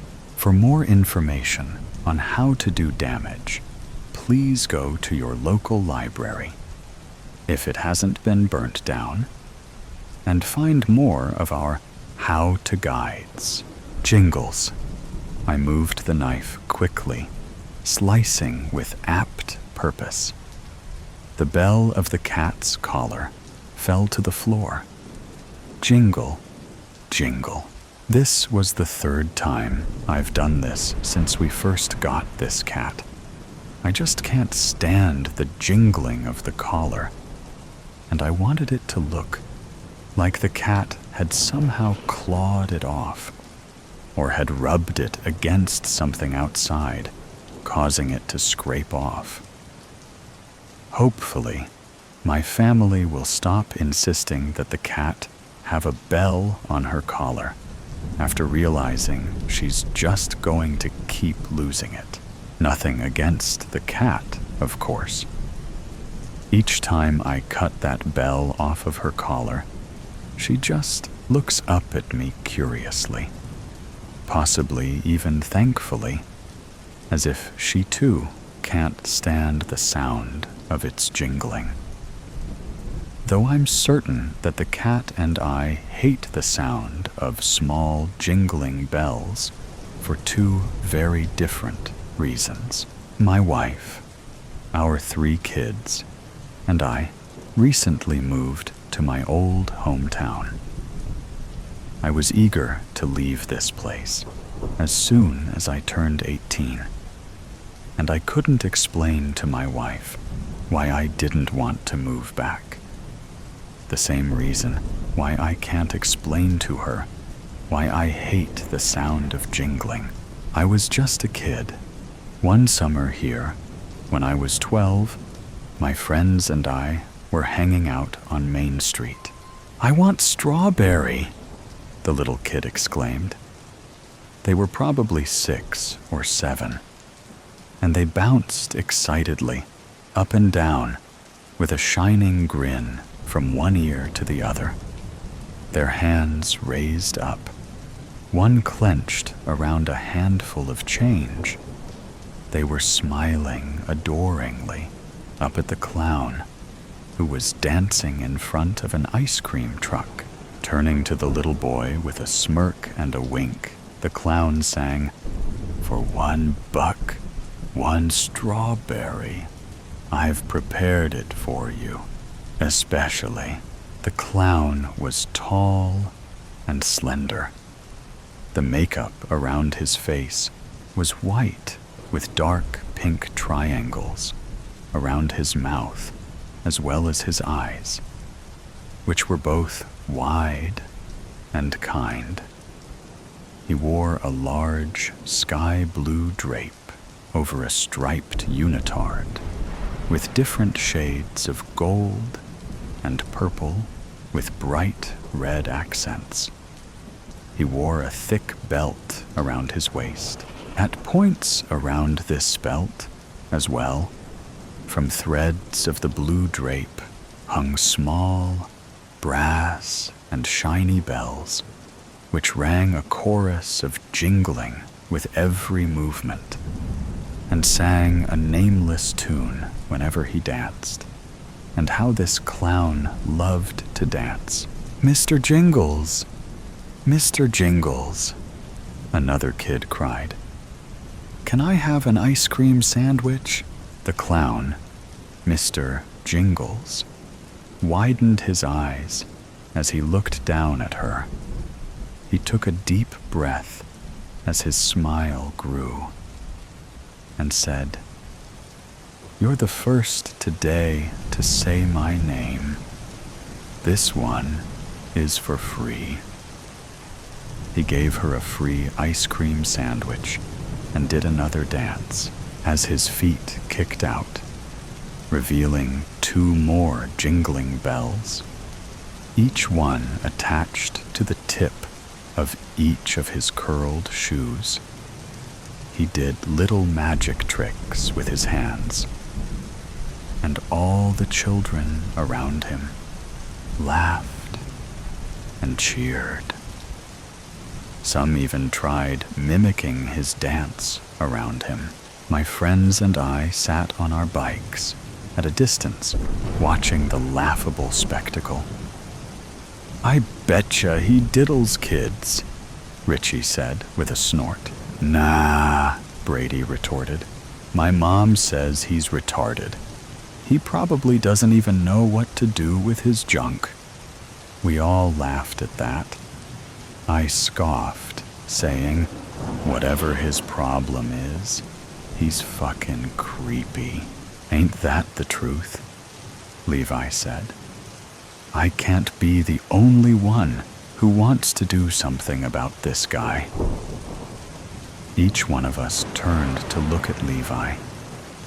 We didn't really have a leader. But if there was ever a title holder for lead troublemaker, it was Levi. We knew he had something brewing in his mind ever since he first saw Mr. Jingles, and I was eager to stick it to that clown. "What you thinkin'?" I asked, a mischievously wide smile growing on my face. "Simple," Levi said coldly. "We fuck with the clown until he leaves, and we make sure he stays gone. I had the simple job of distracting the clown." I thought this was the dumbest role placement in the history of pranks, seeing as I was never much of an actor. So when I walked up to Mr. Jingles, I just did what first came to my mind and started asking questions. "Hey, clown, what flavors you got?" Mr. Jingles whirled in my direction. The quickness of that sudden movement and my proximity to him, I realized I was much more scared of this clown than I had initially thought I ever could be. "Little kiddo," Mr. Jingles exclaimed, "I've got flavors to match the rainbow." He kicked a leg out in a small dance maneuver. "I've got sweets to make your hair grow." He laughed. "I've got strawberry and chocolate, and long as you've got your wallet, I've got vanilla and mint, with a flashy green tint. There's pistachio and Neapolitan, but try not to get it on your chin." He laughed and chuckled, and that innocent sound within it made me start to think that maybe he didn't deserve to get ran out of town. I couldn't explain it, but he soothed me. All the fear and enmity I felt towards the clown seemed so unjustified now. But it was too late. Richie and Brady started banging against the hood of the ice cream truck while making guttural monkey noises. Mr. Jingles turned, his wide smile melting away in a thin line of confusion. He walked over to my friends, saying, "Heyo, kiddos, how about, and was cut off when the truck's engine started. The clown's head turned, and his mouth opened to a wide O of shock as he looked through the windshield. Levi was in the driver's seat and had turned on the truck. He started to run and shouted, "Oh no, kiddo, Mr. Jingles doesn't think," and was interrupted again when Richie pushed the clown over Brady, who was knelt behind him. The two ran away laughing. I was about to run too, and that's when I realized that Levi had more planned for what was meant to be a spread-out string of pranks on Mr. Jingles. As the clown gasped on the pavement, Levi revved the engine and then put the car in drive. He dove out of the side of the truck and sprinted down the block, faster than I'd ever seen him run before.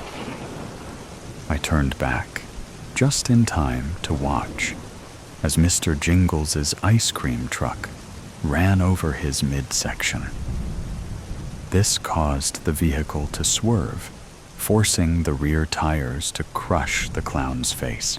The body of the clown convulsed and spazzed, a monstrous ringing of disturbed jingling from the bells overlaid the tones of crushing bones, and a sound like that of a tossed watermelon.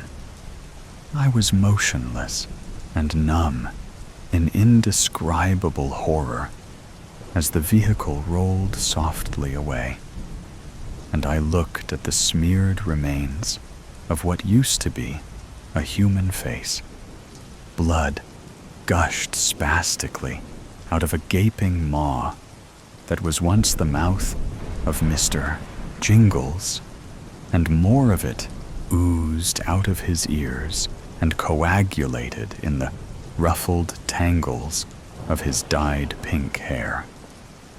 I stepped back, slowly at first, then turned and ran in the same direction as my friends. We were never named for that crime, though I knew my dad had his suspicions that we had something to do with it. It wouldn't be for a few years later that I wished we had come clean. After all, it was just supposed to be a prank. I don't think Richie and Brady thought Levi would do something like that, and I certainly didn't. I think I was just scared of what Levi would do if he ever found out I ratted him out. So I stayed silent. Now that I'm back here, all these years later, I stood outside our house in the dead of night with my cat and her recently defaced collar at my feet. And I wondered if the mysterious death of Mr. Jingles is still talked about, and if anyone ever thought of any leads. I wondered why it was so difficult to get in touch with Richie or Brady or their families. Maybe I would try to get in touch with Levi, but part of me doesn't want to see the man he grew up to be. A thick fog was creeping down the street. I watched as it grew, frothing up my driveway. I began to wonder if the reason why I couldn't get a hold of my friends was more simple and yet more outlandish than anything more feasible than moving away. The fog had reached my feet, and the cat meowed frightfully, and with a hiss ran somewhere behind the house. But here I stood, watching the wall of unnaturally decisive fog move towards and envelop me. I stood here, waiting for what I knew I had been due for some time. I know it wouldn't matter if I tried to run from it or not, because I'm here, in this town, and the consequences of my part in a joke gone wrong are here to greet me. Through the thick fog, I can hear the distorted sound of an ice cream truck's song approaching, and through the fainted beat can be made out the cacophonous ringing, as if some pair of jingling bells attached to two slippered feet. Jingle, jingle. He did little magic tricks with his hands, and all the children around him laughed and cheered. Some even tried mimicking his dance around him. My friends and I sat on our bikes at a distance, watching the laughable spectacle. "I betcha he diddles kids," Richie said with a snort. "Nah," Brady retorted. "My mom says he's retarded. He probably doesn't even know what to do with his junk." We all laughed at that. I scoffed, saying, "Whatever his problem is, he's fucking creepy." "Ain't that the truth?" Levi said. "I can't be the only one who wants to do something about this guy." Each one of us turned to look at Levi. We didn't really have a leader, but if there was ever a title holder for lead troublemaker, it was Levi. We knew he had something brewing in his mind ever since he first saw Mr. Jingles, and I was eager to stick it the heist connoisseur. I exited the world of Coca-Cola at 2:19 p.m. No sweat, no fear. After all, I've stolen from the greatest museums in the world. That said, my pocket did feel heavier. The one with my phone, which contained a picture of the original Coca-Cola secret formula. Only 2 senior executives know the formula entirely at any given time. It's that secret. Well, now there are 3. I crossed Baker Street onto Centennial Olympic Park. I scanned without appearing to scan and noticed 2 men in black suits. I increased my pace without drawing attention to myself. Could they be from the museum? Surely not. I would have noticed. Over the last 6 weeks, I've patiently cased the famous tourist trap, working as an electrician, my original calling, before becoming the world's most notorious burglar. I prefer heist connoisseur, but the FBI won't use it. To them, I'm just an ordinary thief. It's so hard to build one's brand. I stopped and sat on a park bench. The suits looked uncomfortable with my sudden inaction. They slowed but maintained their direction. They were following me. My photographic memory flipped through the museum's security personnel, and those 2 were not there. I got up and walked to them. We were surrounded by kids playing, lovers holding hands, and walkers listening to mumbled headphones. These 2 won't make a scene. I, on the other hand, will.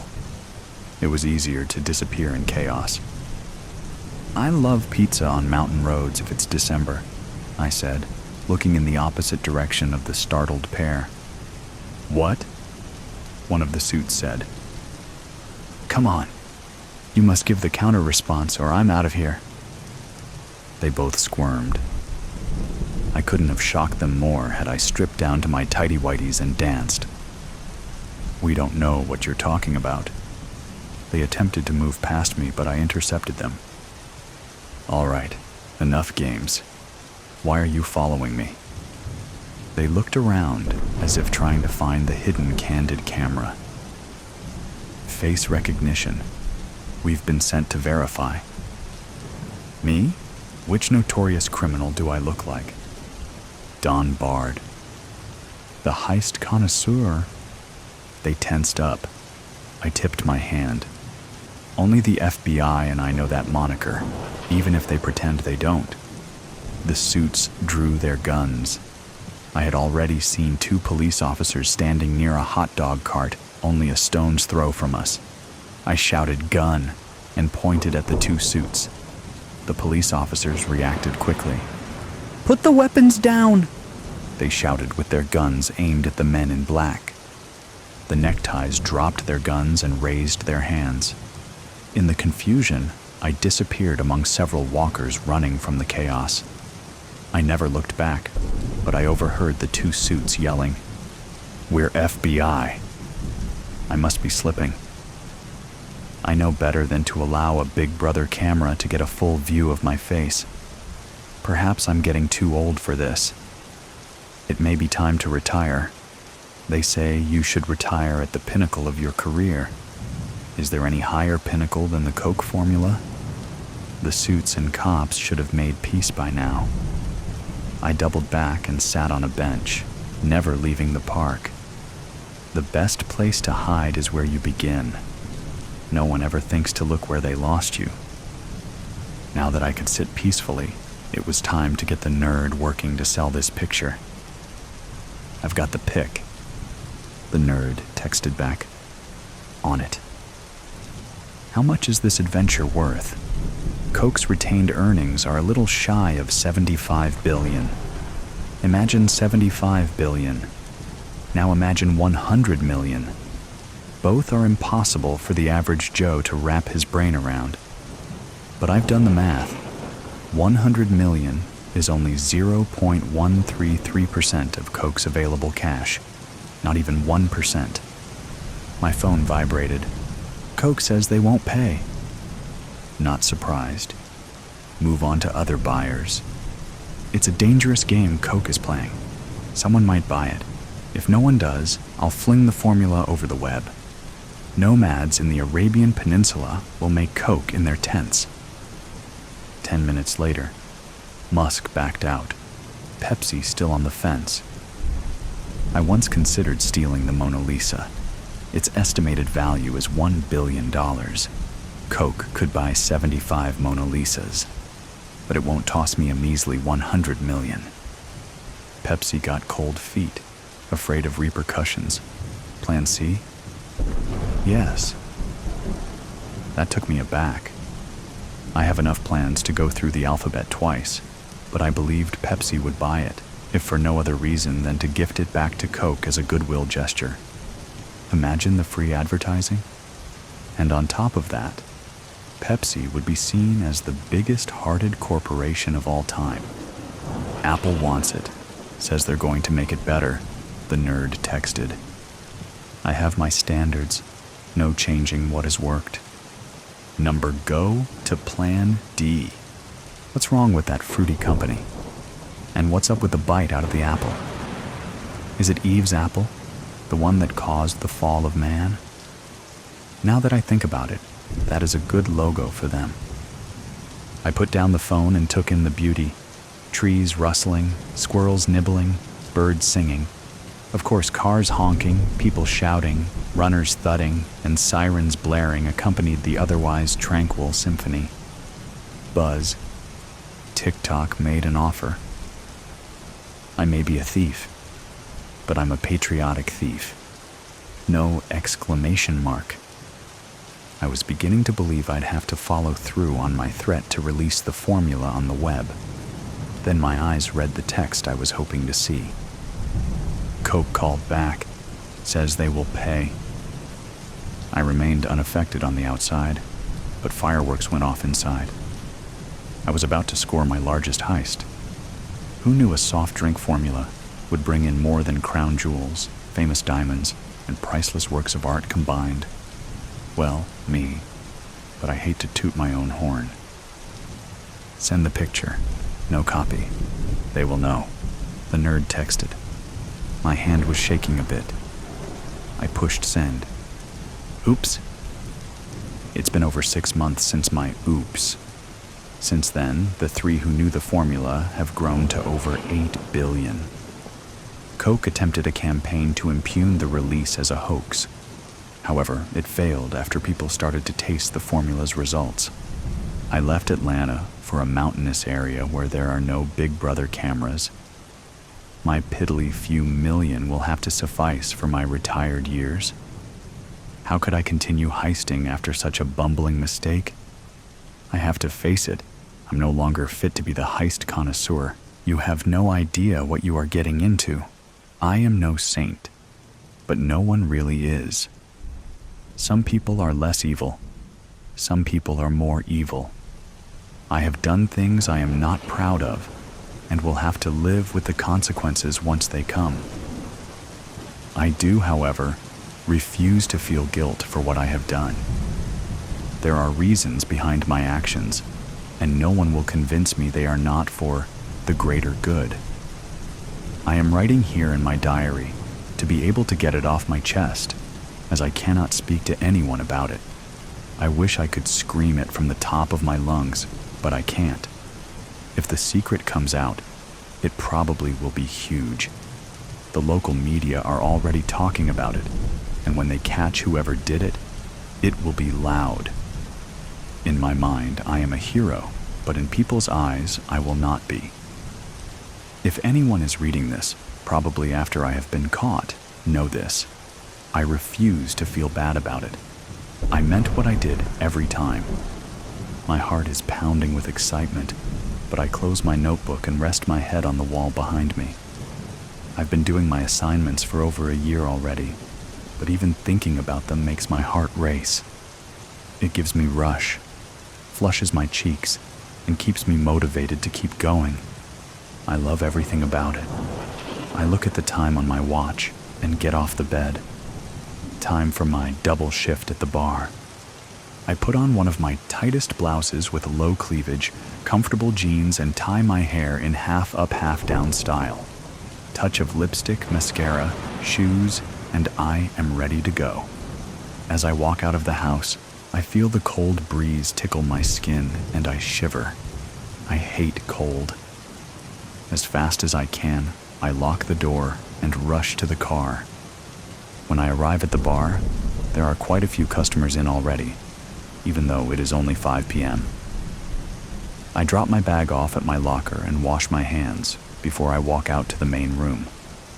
The music isn't very loud yet, thankfully. The outside daylight is still shining through, ruining the night out vibe, and people are divided between drinking coffees or beers, no spirits in their hands just yet. I make small talk with the colleague I'm taking over from before they leave, and I make my way to the right side of the bar to check if all fruits and garnishes are restocked and ready for the night. For those who never worked at a bar, they never are after a day shift. I slice lemons and oranges, moving on to the limes, when I hear the sound of a metal knocking gently on the polished wooden bar. I look up and immediately smile. My partner in crime is here. She is the most gorgeous woman I have ever met. Has long, curly black hair, bright blue eyes, and a smile I could not stop thinking about. I pour her a whiskey on the rocks and without a word, let her casually look around for the first 10 minutes. "Is your cockroach here already?" I ask, and she shakes her head. "I don't expect him here so early," she replies with a soft sight. "Besides, I wanted to give you some attention before I see him." I smile and roll my eyes. "Lizzie, keep your flirting skills for the boys.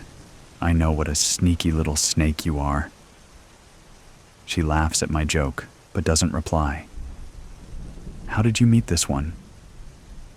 She grabs her glass and swirls it around, watching the almost melted ice cubes float in circles. "I accidentally bumped into him at the grocery store. Very conveniently wearing one of my cutest dresses. We have been chatting on my fake phone for a week now. And he is definitely the one that did it?" I almost whisper, leaning closer towards her face. "Yes, Polly. He did do all of those unspeakable things to that girl a year ago." She whispers back, and I can smell the whiskey coming from her breath. "Then his rich daddy hired a lawyer, paid off some of the important people, and the cockroach is enjoying his life." She puts the glass down and straightens back in her chair. Not for long, though. We make small talk as the time goes, in between me serving customers until about 6 p.m. when the cockroach walks in. He is a tall man with brown, messy hair, sharp jawline, and dressed nicely in some expensive clothes. I can't tell you what brand they are because I know nothing about it, but the way he wears them with cockiness, I can tell he spent money. His dad's money, I remind myself, and continue wiping the already clean bar, trying to make myself look busy. Liz gets up from her chair, greets him with a kiss on the cheek, and sits back down in front of me. They order a round of drinks, and she starts to work her magic. They spend hours on chatting and laughing, although I know Liz is faking it. She always does. When the clock strikes 9 p.m. and her date is pretty tipsy, they order the next round of drinks. I make them and turn my back to the camera to grab the lemon off the cutting board, with the pill between it and my finger, and I drop it in his drink. When he starts talking incoherently, Liz grabs his arm and quietly walks him out of the bar. I wait a few minutes before I ask my colleague to look after the bar as I need a quick break and leave as well. I find them in a back alley, the cockroach sitting sloppily on the floor, resting his back and head on the wall, and Liz standing above him, looking at her phone. As soon as I walk up to them, she looks up. I spoke to his victim. The girl was still so upset about what happened. She whispers, with anger in her eyes. This piece of... He took something away from her she will never get back. He deserves what is coming his way. I don't reply, but nod in agreement. I look at the guy's face and feel disgusted that he not only felt it was okay to do what he did, but also decided consequences are not for him to handle. My stomach feels tight, something heavy like rocks growing inside it. I am not sure if it is from nerves, stress, disgust, or excitement from what is coming. It is Liz's time to deal with the man, and I need to get back to work soon enough. I help her tie his hands and feet, put him in the boot of the rented car, and turn to Liz. He should have admitted and faced the punishment, I hear Liz say as she slowly walks towards the driver's door. She isn't looking at me, and I am not sure if she is talking to herself or me. He is a gross, creepy cockroach who has done something horrible and he needs to pay. The smug smile he had on his face when the case was dismissed, knowing he got away with it. I see her shake her head in the streetlight falling on her from above. Well, he didn't. They don't anymore. I whisper back and walk into the bar. HIM. I can feel the headache getting worse as the shouts don't end. Mr. Robertson came to report his son's missing, but ever since we took all the information and said we will look into it, he has been shouting at various officers. He wanted the whole station up at this moment and searching for his son. We tried explaining to him that we will not be able to find him within the next hour, so when he kept shouting, we threw him out, threatening with a ticket. I spin around in my chair to look at the cork board again, but feel hopeless. Missing men keep being added to it, but no more clues have been discovered. I feel like a complete idiot. Ryder Robertson's picture have now been added to the right side of the board, alongside Henry's, Lewis's, Christian's, and Jake's. All of these men, various ages, occupations, and lives, have been missing, and it was my job to find them. I hear someone walking up to my desk, and I turn to see my partner Jesse. I could put an egg on your head and would be able to fry it within a minute, he says and smiles at his joke, but I don't smile back. I am too tense. Hey, I know it is hard, but with a new victim, there is a possibility for potential clues. I nod without saying anything and turn back to the board. Maybe walk me through what connects these men. Sometimes speaking things out loud helps to see things that could have been missed. I sigh but agree, for the sake of not having any other ideas. Henry, aged 54, went missing in April 2023. In February 2023, he was found not guilty for domestic violence on his wife. Lewis, aged 22, missing in July 2023. There was an old report to the police about attacking his ex-girlfriend, but she came back to retract the report, saying they just argued and she was okay. Chris went missing only a week after Lewis. They are the same age. I don't, however, have anything that links him to the rest of the guys, so maybe he is not part of it. Jake, aged 32, went missing in December 2023. Only 3 months after his lawyer argued that 5 women that came forward from his company about inappropriate behavior towards them were unstable emotionally and had a vendetta against him. So the case was dismissed. And now, we have Ryder, who a year ago assaulted a girl, but somehow the DNA samples the doctors collected disappeared right before the trial. All of them have been seen with a woman at a bar the night before they went missing. So, The only thing that connects these men are vile actions against women. What if the women did it? I laugh and roll my eyes. Yes, because the experienced detective didn't think of that. I will check with the girl from Ryder's case, but all others have rock-stone alibis. I pinch the bridge of my nose with my fingers and rub it, trying to get rid of the headache. Soon enough, this case will be assigned to someone else, since I can't seem to get any leads. And this would be an absolute nightmare for a young, ambitious detective like me. I needed to get at least something to keep me going.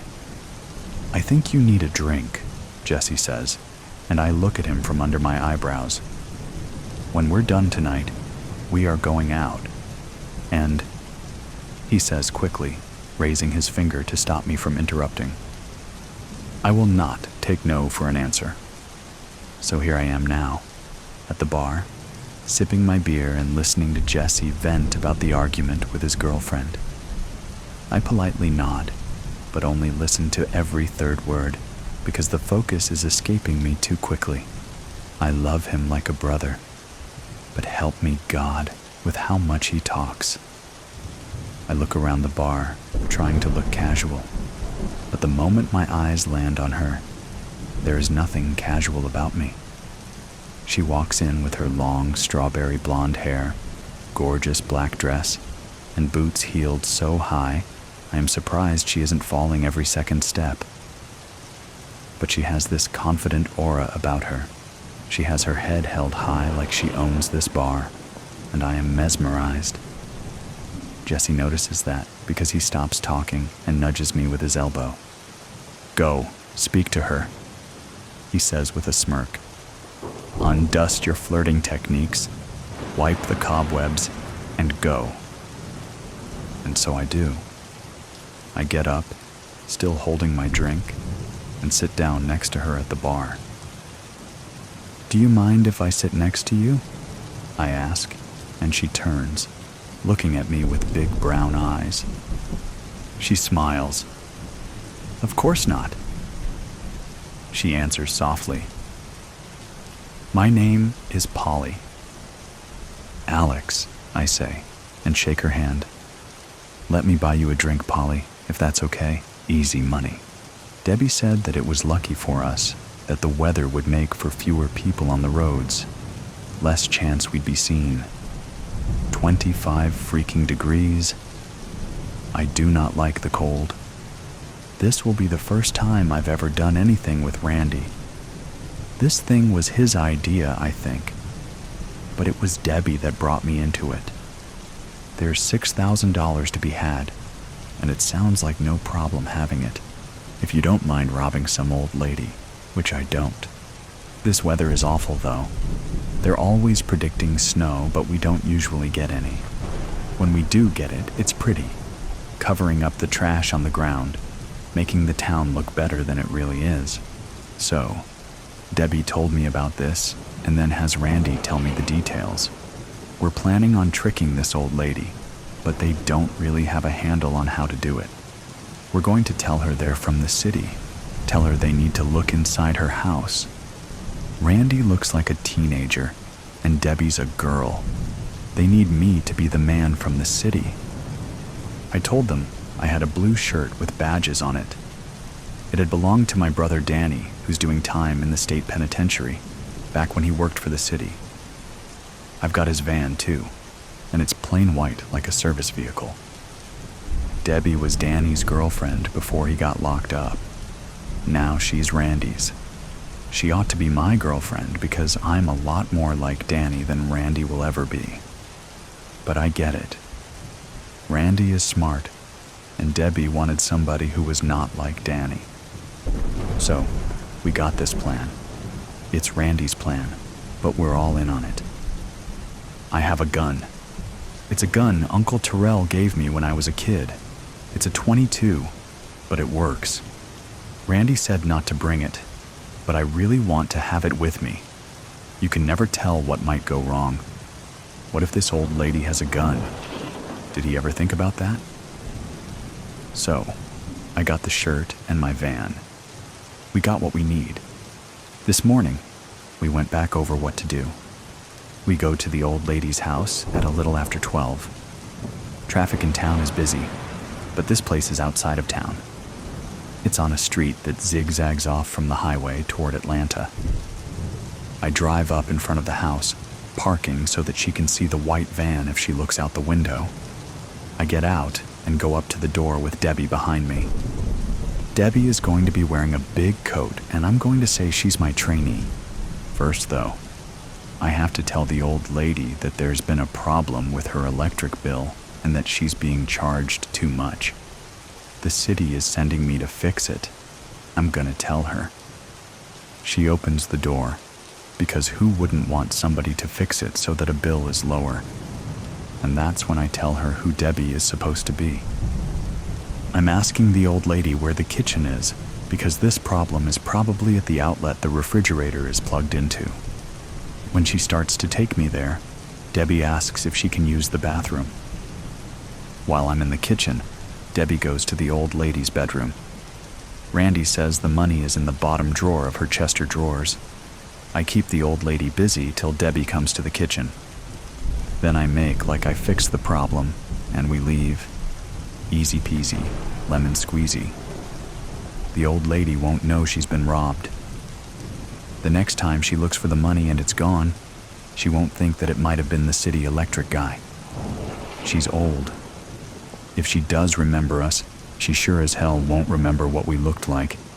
Randy says there's about $6,000 there. I'm like, how do you know? He says the old lady is Dexter Lockwood's granny, and Dexter told him. We gotta give Dexter some of the money? Randy says no, that Dexter is stupid, and just told this without thinking up the plan himself. Randy is staying in the van while Debbie and me go inside. With the weather as cold as it is, it wouldn't be a good idea to turn the thing off and just hope it will start when we get back. It's usually reliable, but in this weather, I don't know. I'm leaving it running with Randy inside, out of sight. And damn, it is snowing. So, I drive a little slower on the way, looking around to see how many cars are out, and since the snow just started, there's quite a few. We get to the house and it's not what I was expecting. I thought it would be something pretty nice, but it's not. It's a little bit bigger than the shotgun houses in Milltown, but not by much. There's a carport full of junk, and the Plymouth in the driveway looks like it hasn't moved in a while. I asked Randy if he was sure this was the place, and he said that he was. I parked on the street and looked over at Debbie. She's a pretty girl, but the kind of pretty girl that knows she's pretty. The coat she was wearing had a fur collar that she pulled up to cover a good bit of her face. She said, "Here we go." Part 2. Debbie. When Steve pulled up in front of the house, I could tell that he was scared, and it wasn't just because of the snow. He was dim in the head like his brother Dennis, but Dennis wasn't scared of anything. That's why he was locked up. A little bit of scared can be a good thing. It keeps you from being foolish. Randy and I had gone over the plan a good bit before we got Steve involved. He had the shirt and the plain white van. He was too dumb to send in alone. Somebody needed to go with him to be sure he didn't screw it up. While we're going over the plan, Steve started talking about having a gun he wanted to bring with him. Randy said no. A gun would change all of this. We would go from basically pulling a scam to maybe getting charged with assault with a deadly weapon of an old lady. I'm scared that Steve brought it anyhow. So, it's below freezing, and the snow has started to stick. I didn't say anything though. We needed to be focused on what we were doing because this was $6,000. 2 for each of us. I could last 6 months on $2,000 if I was careful. And I was careful. I'm not mentioning that until we get this done. I want my money, and then I'm done with Randy, and with Steve, and with Dennis. When he stopped the van in front of the house, I could see Steve starting to freak out a little. I didn't want him to spend too much time thinking, so I just looked at him and said, "Here we go." I got out of the van and started around. Randy got in the driver's seat. We went to the door and knocked. The old lady opened it right away, like she had been standing there waiting for us. She's tiny. I mean, I'm only 5'2" myself, but she's shorter than me. A tiny little old lady. "Can I help you?" Steve stutters a little, but manages to say, "We're here about your bill. Has it been too high lately?" "What bill?" she says. "The electric bill," he says. "Has your electric bill been too high?" "It's high," the old woman says, just like any other old woman would have said about any other bill. The old lady is tiny, but she's mad, staring at him right in the eye. "Let me come to your kitchen," Steve says. "I can show you what the problem is." "I need to go to the bathroom," I say, but the old lady doesn't hear me. The old lady looks at me and says, "They got to send 2 of you to look at it?" Steve is in over his head. "Let me come to your kitchen," he says. The old lady's hackles are up big time, and I can see she's not scared. She knows we're trouble, and she's not going to let us in. I say again, "I need to go to the bathroom." "I can show you where the problem is, and I can fix it and save you some money," Steve says, and he sounds desperate saying it. I could see where this was heading. She would slam the door and call the police, and even if we didn't get caught, there wouldn't be any money. That was for damned sure. I shoved past Steve and pushed the old lady backwards. I thought she would fall, but she didn't. She staggered a step, and I was inside. I spun her around and pushed her face first into the sofa. I didn't want her looking at us any more than she already had. I could hear Steve snatching drawers open in the next room. I'm thinking the jerk doesn't remember where the money is. Randy had said specifically that it was in the bottom drawer in a cardboard box under some old nightgowns. Why the hell could he not find it? I hear him cussing then. He comes out and says, "Debbie, you're going to have to come and look for it." I can't find it. Idiot! Names! Now the old lady knew my name at very least. By then he was beside me, leaning into the old woman himself, holding her there. I got up and went to the bedroom and saw that he had ransacked it. The room straight across the hall was a little bathroom. There was one other door still closed.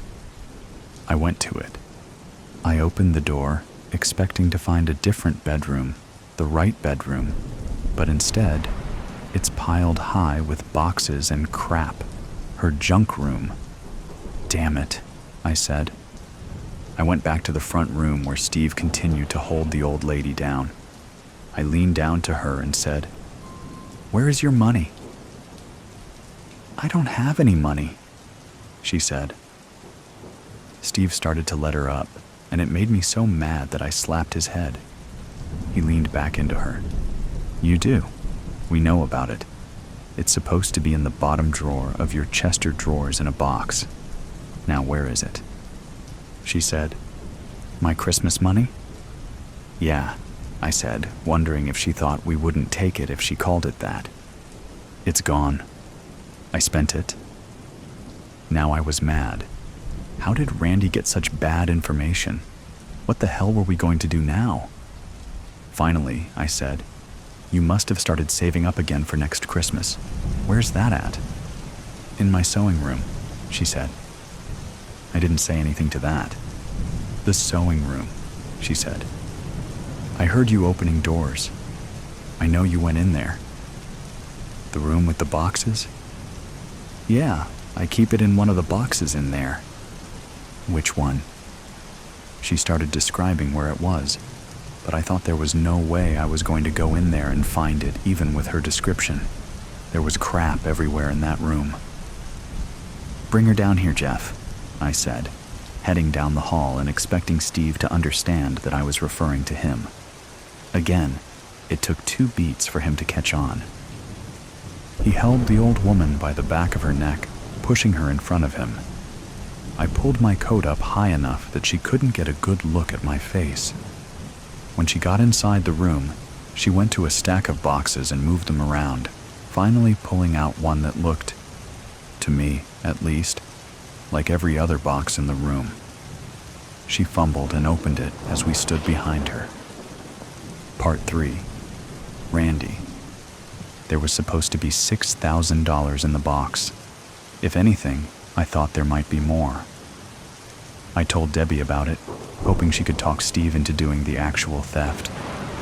Her idea was better because she knew about the official-looking shirt. I didn't want to deal with Steve. He was stupid.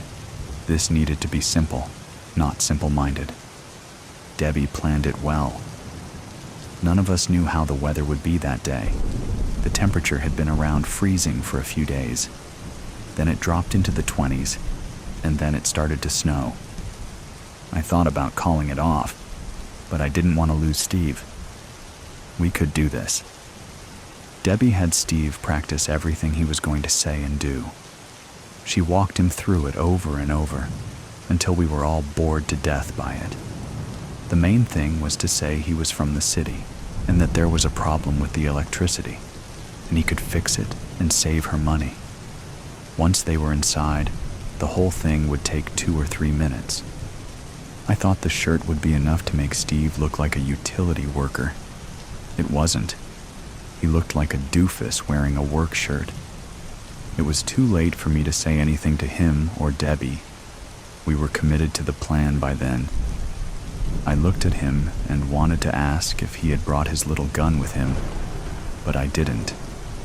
I just wanted to hurry and get this over with.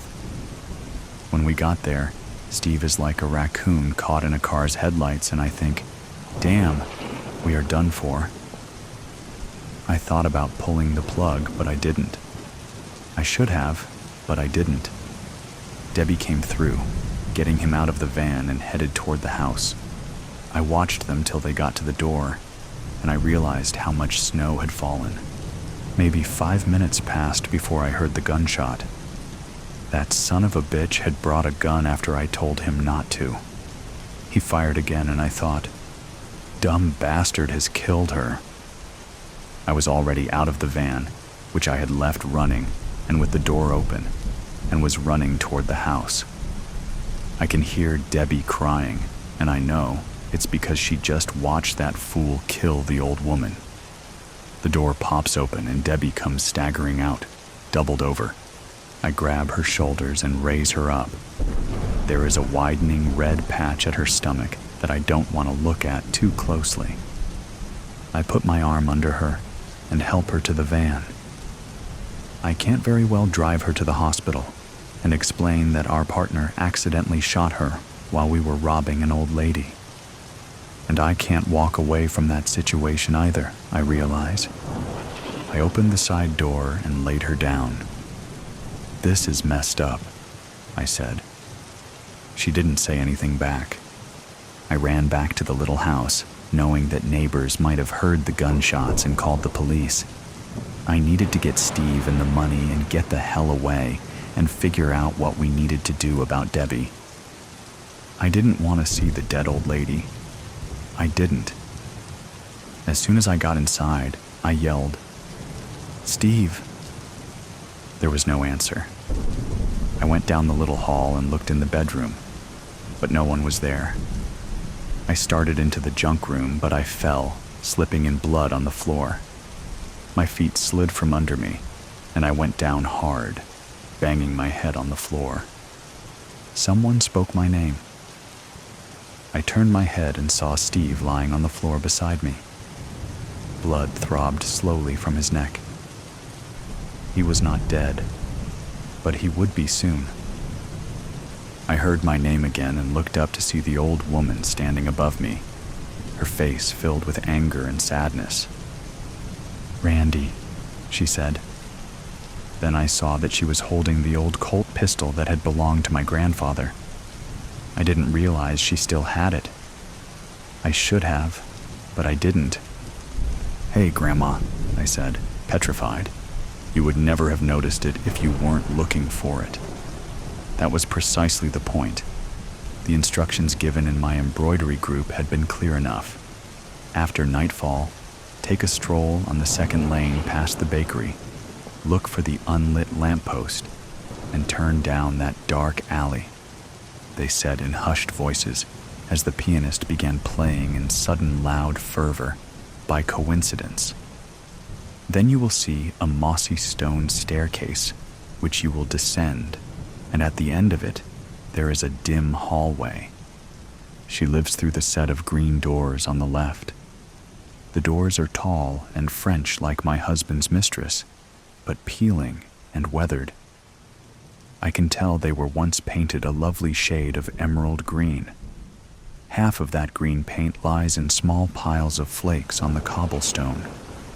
I debate knocking and decide instead to reach with false confidence for the rusted copper handle. It turns downward easily. A small bell rings and echoes. Welcome. On the poster she is grotesque, an example of how time and sin turn a person sour. But in person she has the kind of enduring beauty you can't tear your eyes away from. Do come in, darling. Don't be shy. Contrary to popular belief, I don't bite, although I can't say nothing here does. Her voice is like a wind chime, melodic and resonating, barely brushing over the crashing waves of her words. I wonder if I'm here too long, if that voice will drag me out to deep sea. Or did that only work on men in the myths? Take a seat, love. Yes, there is perfect. Would you like a cup of tea? Well, it's never too late for tea, is it now? I enjoy it late into the night myself, but maybe you've been raised more proper than that. Here, the cup is warm, not hot. If she noticed my shaking hands when reaching for it, she didn't say a word. It takes more than a few seconds for my eyes to adjust to the warmly lit room after a dark and shadowy street. Among her many talents, it cannot be said that she was a good decorator. The shabby boards of the walls are empty, but for an assortment of faded newspaper clippings from the highlights of her anonymous career. Obituaries, mostly. A tattered blue curtain with tassels hangs behind the armchair she's perched in, dividing off part of the room. Eccentrically painted shelves house arrays of books and bottles of objects my gaze prefers not to settle on. She would have been called a witch for her collections had she not already acquired numerous more colorful nicknames by the public. The only item of some value is worn loosely around her slender wrist, a heavy and ornate gold watch, the kind of thing that would make a petty thief's day to see glinting underneath a man's sleeve in the street.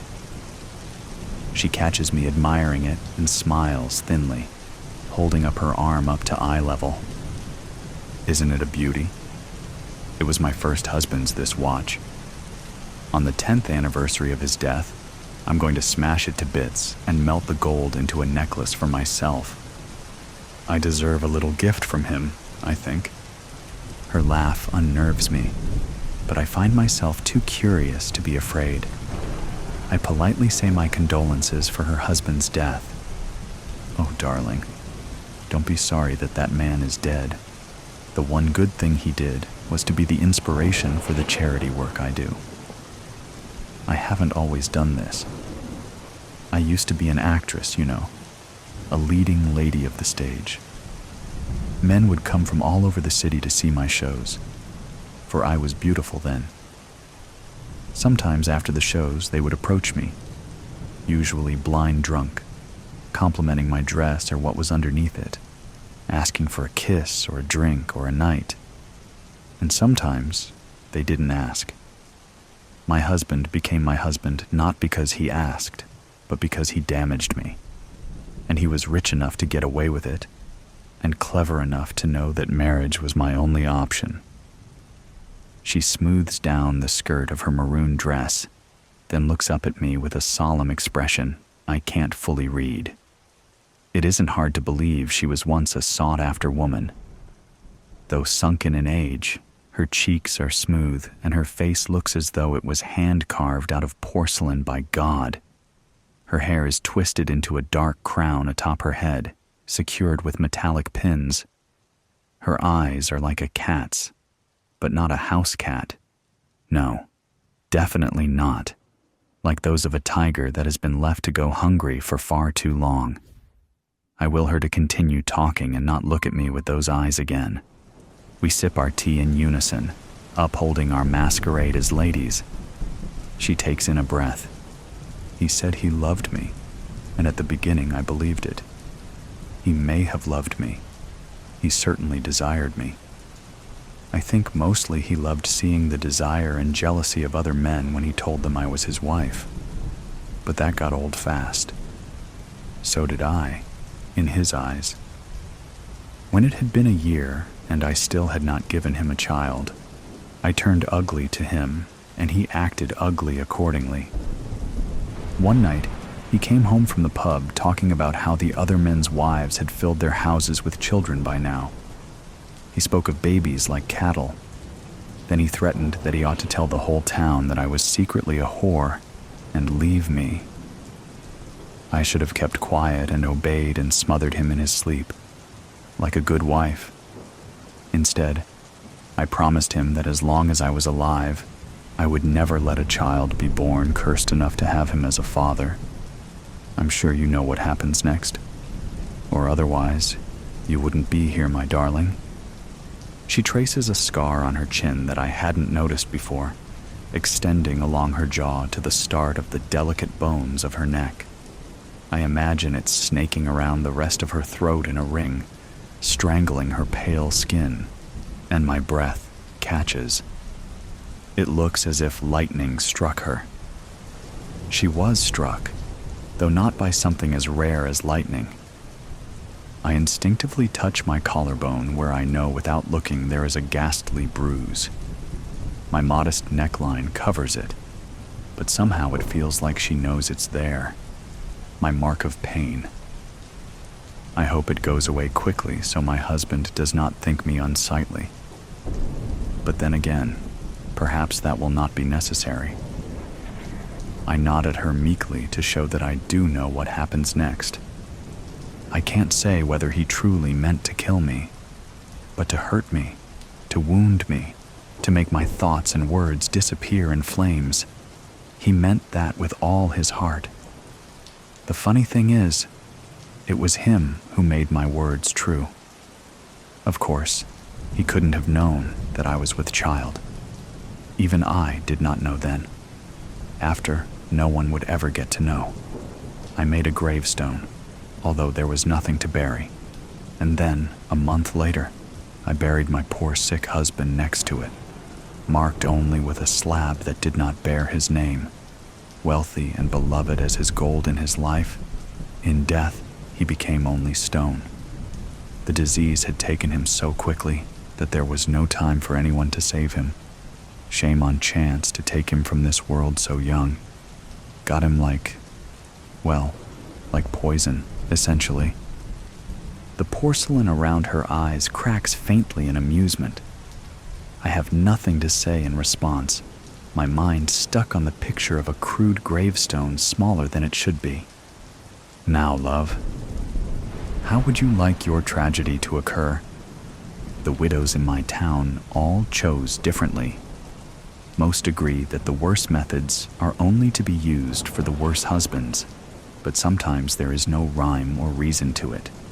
After all, all's fair in love and war. Millions of second and third and fourth thoughts crossed my mind on the way here, but now those voices are silent, and there is only mine and hers, and the input of the hissing wind outside. Well, what will it be? In 2 weeks, it will happen. On the way home after a day of work, my husband will feel a bout of hopelessness that gives him a nudge to hurl himself off of the local bridge. The river below is not a kind one, especially to those who never learned to swim. He will have been drunk, since he often is, and everyone knows how he gets when he's drunk. No one will discuss a death as taboo as taking your own life. My children and I will cry and wear black for weeks, though no longer than what is expected.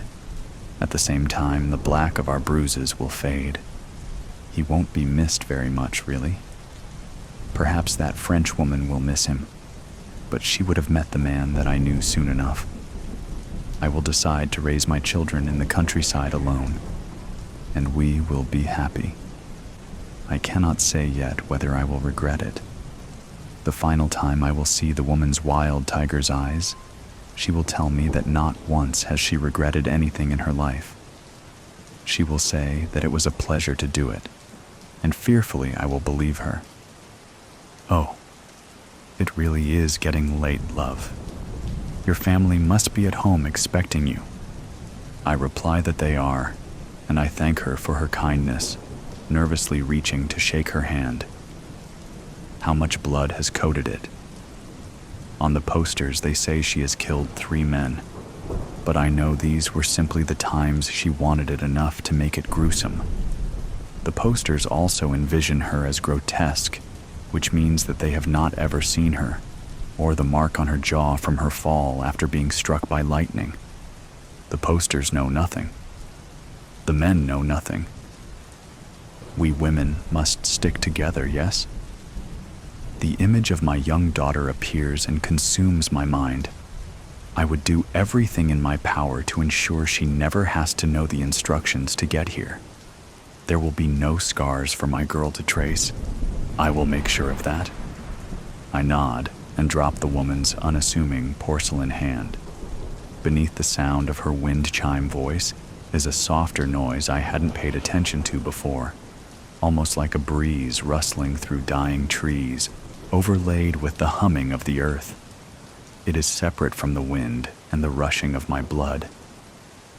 She notices my piqued interest, and rather than say anything, stands, chuckles, and regally draws back the tattered blue curtain behind her. In view now is a cage filled with twisting and writhing scaled bodies, hissing and competing with each other for air. They move as one, a trembling monster of green. I step back in sudden horror. She isn't looking at me, but I see her eyes flash ravenously. You don't have to worry about them, darling. Their venom is reserved for the venomous.